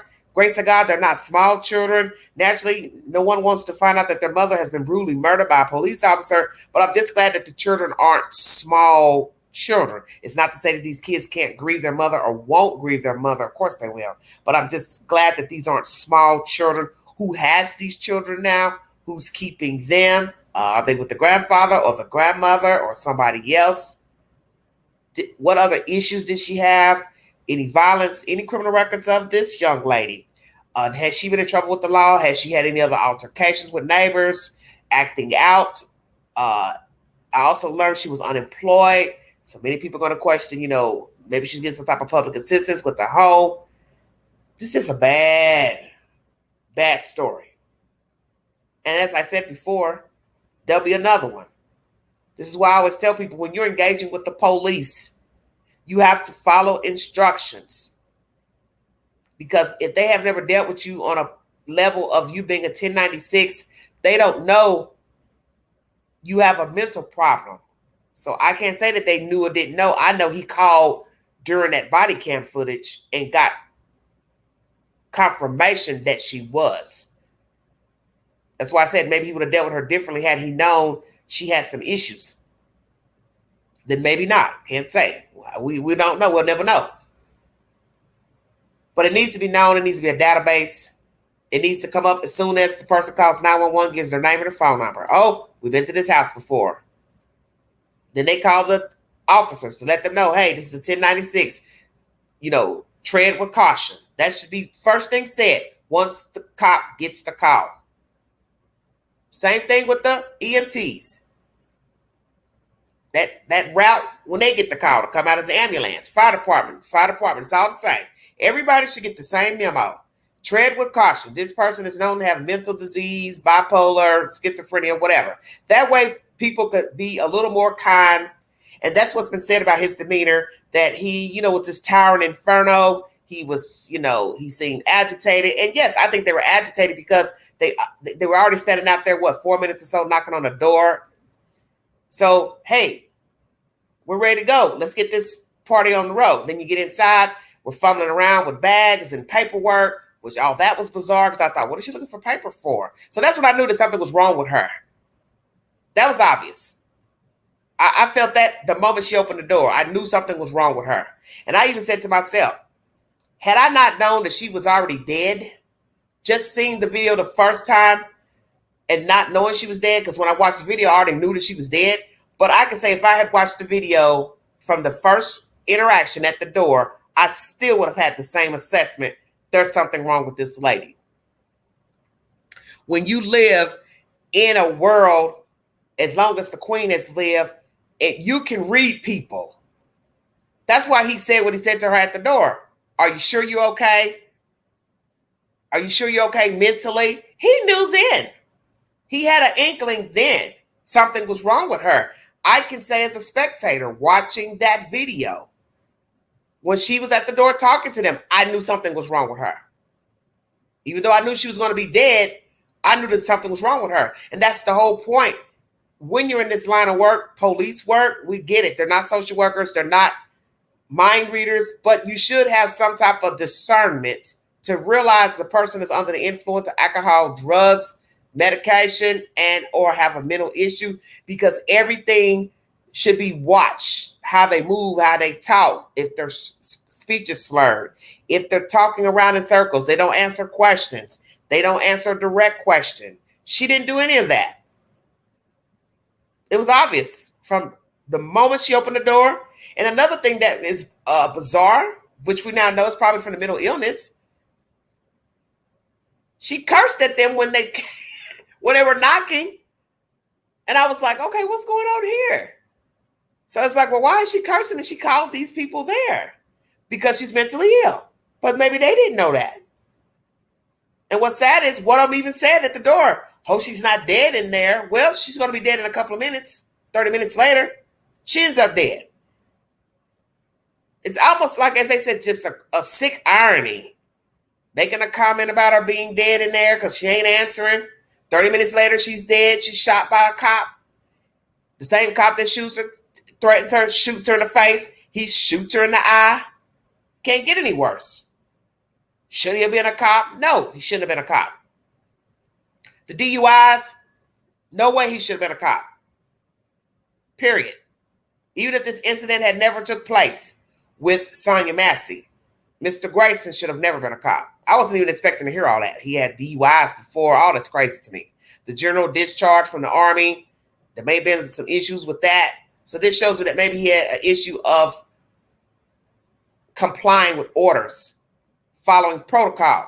But that's the point. You signed up for all of that. Nobody forced you to go into the military. It wasn't a draft. So you got in there, didn't like it. That's on you. Nobody told you to join the military. Police stations, police departments. You go to work for these different agencies. Nobody told you to do that either. Nobody told you to join the academy. Get a certificate. For what? First time you work one department, maybe you should have reassessed. Hey, this isn't for me. This isn't working out. Whatever was the issue. The part-time work, as I told people before, earlier during this live, you're working in a small jurisdiction. One jurisdiction only had 9 officers. That should tell you something. Common sense will tell you they're not making any money, number one. They don't have a need for a lot of officers because the towns are small. So they're only going to hire according to budget. So I believe that's the reason why he first initially started working, several part-time positions, because he needed money to supplement himself. Now, what happened along the way in each department, I can't say. But so far, he has no felony records, no convictions, no major complaints. Only one department has a complaint, but they're saying they were unfounded. So I don't know if there's any truth to that. But now with this happening, there's going to be those people who are going to say, oh, I believe it. I believe he harassed that lady, or he did something inappropriate with her, and he messed with her boyfriend in the jail because he's a hothead. He's a this. Is he a hothead? Does he have a low temperament to deal with people? Does he easily irritate, easily get upset? Could be. As Dr. Grind, that's his assertion, that he's an immature person. He didn't have the fortitude to be an officer, didn't have the patience, and he don't have any empathy. And that came out with his commentary about not rendering her aid. She's got a shot to the head, basically saying she's a lost cause, nothing else we can do. That's not the attitude you should have. Because he didn't want to go over there by her. He shot her. He shot her. Hell no, he didn't want to go over there by her. And does it seem cold? Yes, it does. Callous? Yes. And what's sad is he's talking on the damn camera, saying these things about a person lying there bleeding out. That's what's so baffling. Is that even if you want to give some type of empathy towards him for shooting at the woman, thinking she was threatening him or he felt like she was going to throw the water, what you say about her after shooting her would make somebody think that you deliberately shot her, because those things should have never been said. The crazy bitch comment, there's nothing we could do for her. Hey, ain't no need of you going to get your medical kit. Then eventually I think he went out there to get his kit. You hear him talking to himself and shaking, his hand shaking. He's, fumbling in the trunk. He's saying, fuck, fuck, fuck, fuck, fuck. Yeah, you did. You fucked up. But that's why I said I'd like to hear from the department. What did they think he should have done?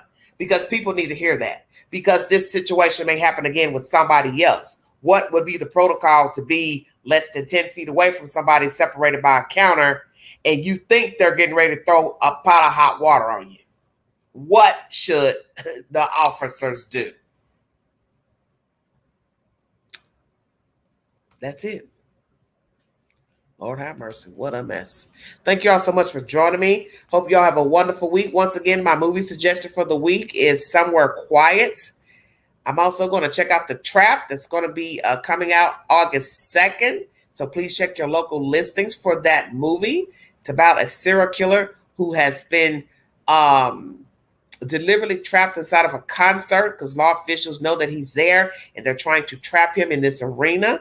That will come out August 2nd. And I will continue to put up movie suggestions through the week. I do believe I put up something else on the community page for you all to check. Please check out my shorts. I uploaded about 17 shorts today before going live pertaining to this case of Sonya Massey. I'm asking you all type of different questions and giving you updates to the story. So we've covered just about everything in this commentary, to his DUIs, his past work records at 6 agencies, allegations of inappropriate behavior with a female and her boyfriend. The boyfriend was locked up in jail. Sonya Massey had a mental illness, allegedly schizophrenia, but I have not read anywhere. I just heard that through Dr. Grant, if that's the truth. Her parents want justice. Family wants justice. She has 2 children who now don't have a mother. Allegedly, she was a kind person. This is what's been said about her by different people. Kind, loving person. Son misses his mother's cooking. He loved her food. Just a lot to be said of a lot of life gone, lost. Does he have any remorse, regret? That's my main question. Does Sean Grayson regret his actions that fateful morning? If he could go back, what would he have done differently? What could have been done differently? That's what I'd like for somebody to say. Because it's easy to say what a person should and shouldn't do. It's easy to say, well, you shouldn't have pulled the gun out. Okay, then what did you recommend that he would do? That's what I'd like somebody in law enforcement to tell me, tell the public. What would be your recommendation for this type of scenario? What should the officer have done in that situation of assuming she was going to, throw the water, which she did, once she dug down. But the point is, what do you suggest? Because I'd like for somebody to speak on that. Parents wanting justice, DOJ involved in assessing the situation, Biden, Kamala Harris asking for lawmakers to pass the George Floyd Policing Act. We will see if that ever gets passed.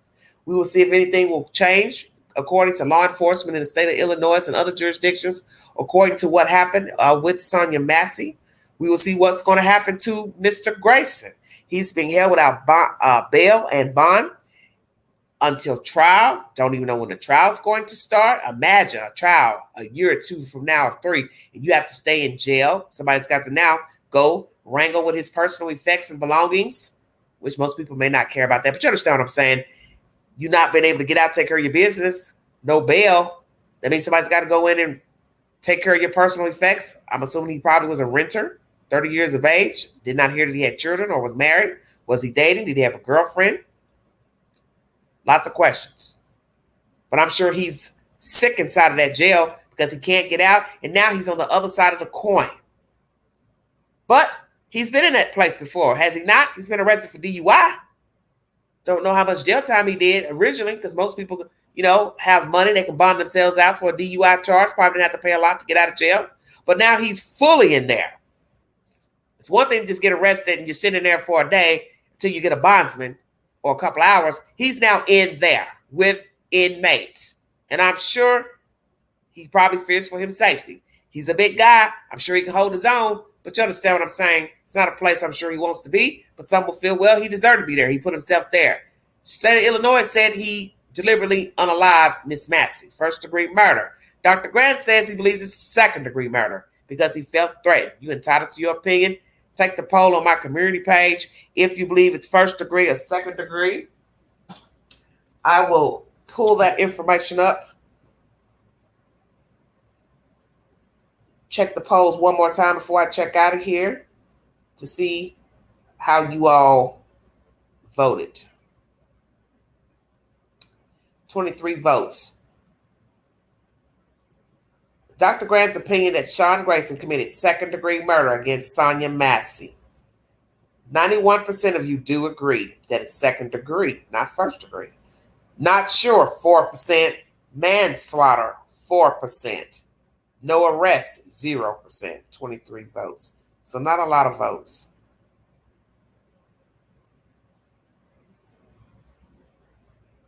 But as I said, she suffered from mental illness.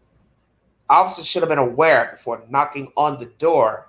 Would it have made a difference had they known? 46% of you said yes, 36% said no, and 18% of you are not sure. Wow. Does he regret or have remorse for unaliving Sonya Massey, Mr. Grayson? 12% yes, 73% no, 15% not sure. Take the polls, everybody. Thank you for your time once again, and I'll be back with more information pertaining to this story and other breaking news. Prayers for the Wilburn Massey family, praying that they get the justice that they are seeking. Once again, everyone is entitled to his or her opinion. Many people don't feel like this is first degree, second degree murder, or manslaughter. Some feel he was in the right to to unalive her, shoot her. Everyone has his or her opinion pertaining to the events. But when I get an update, I will bring you the next phase, because I'm assuming the next phase would be Mr. Grayson attending court. Have not heard anybody from his family speaking out. That's interesting. No family members, mother, father, anybody speaking. And the police department. That's another poll I'm going to put up. Do you feel the police department would have rode this ride in what he did being appropriate? Or do you feel like they believe that he acted in self-defense? That's going to be my next poll. Although the district attorney finds him in direct violation against this lady's life. So they brought forward a charge. But how do his fellow officers and sergeant-in-chiefs feel about what happened? I'm curious. You're welcome, Skylar, honey. Thank you so much. You all have a wonderful week. Once again, thank you for your time. You have been listening to the Vault XL. Thank you.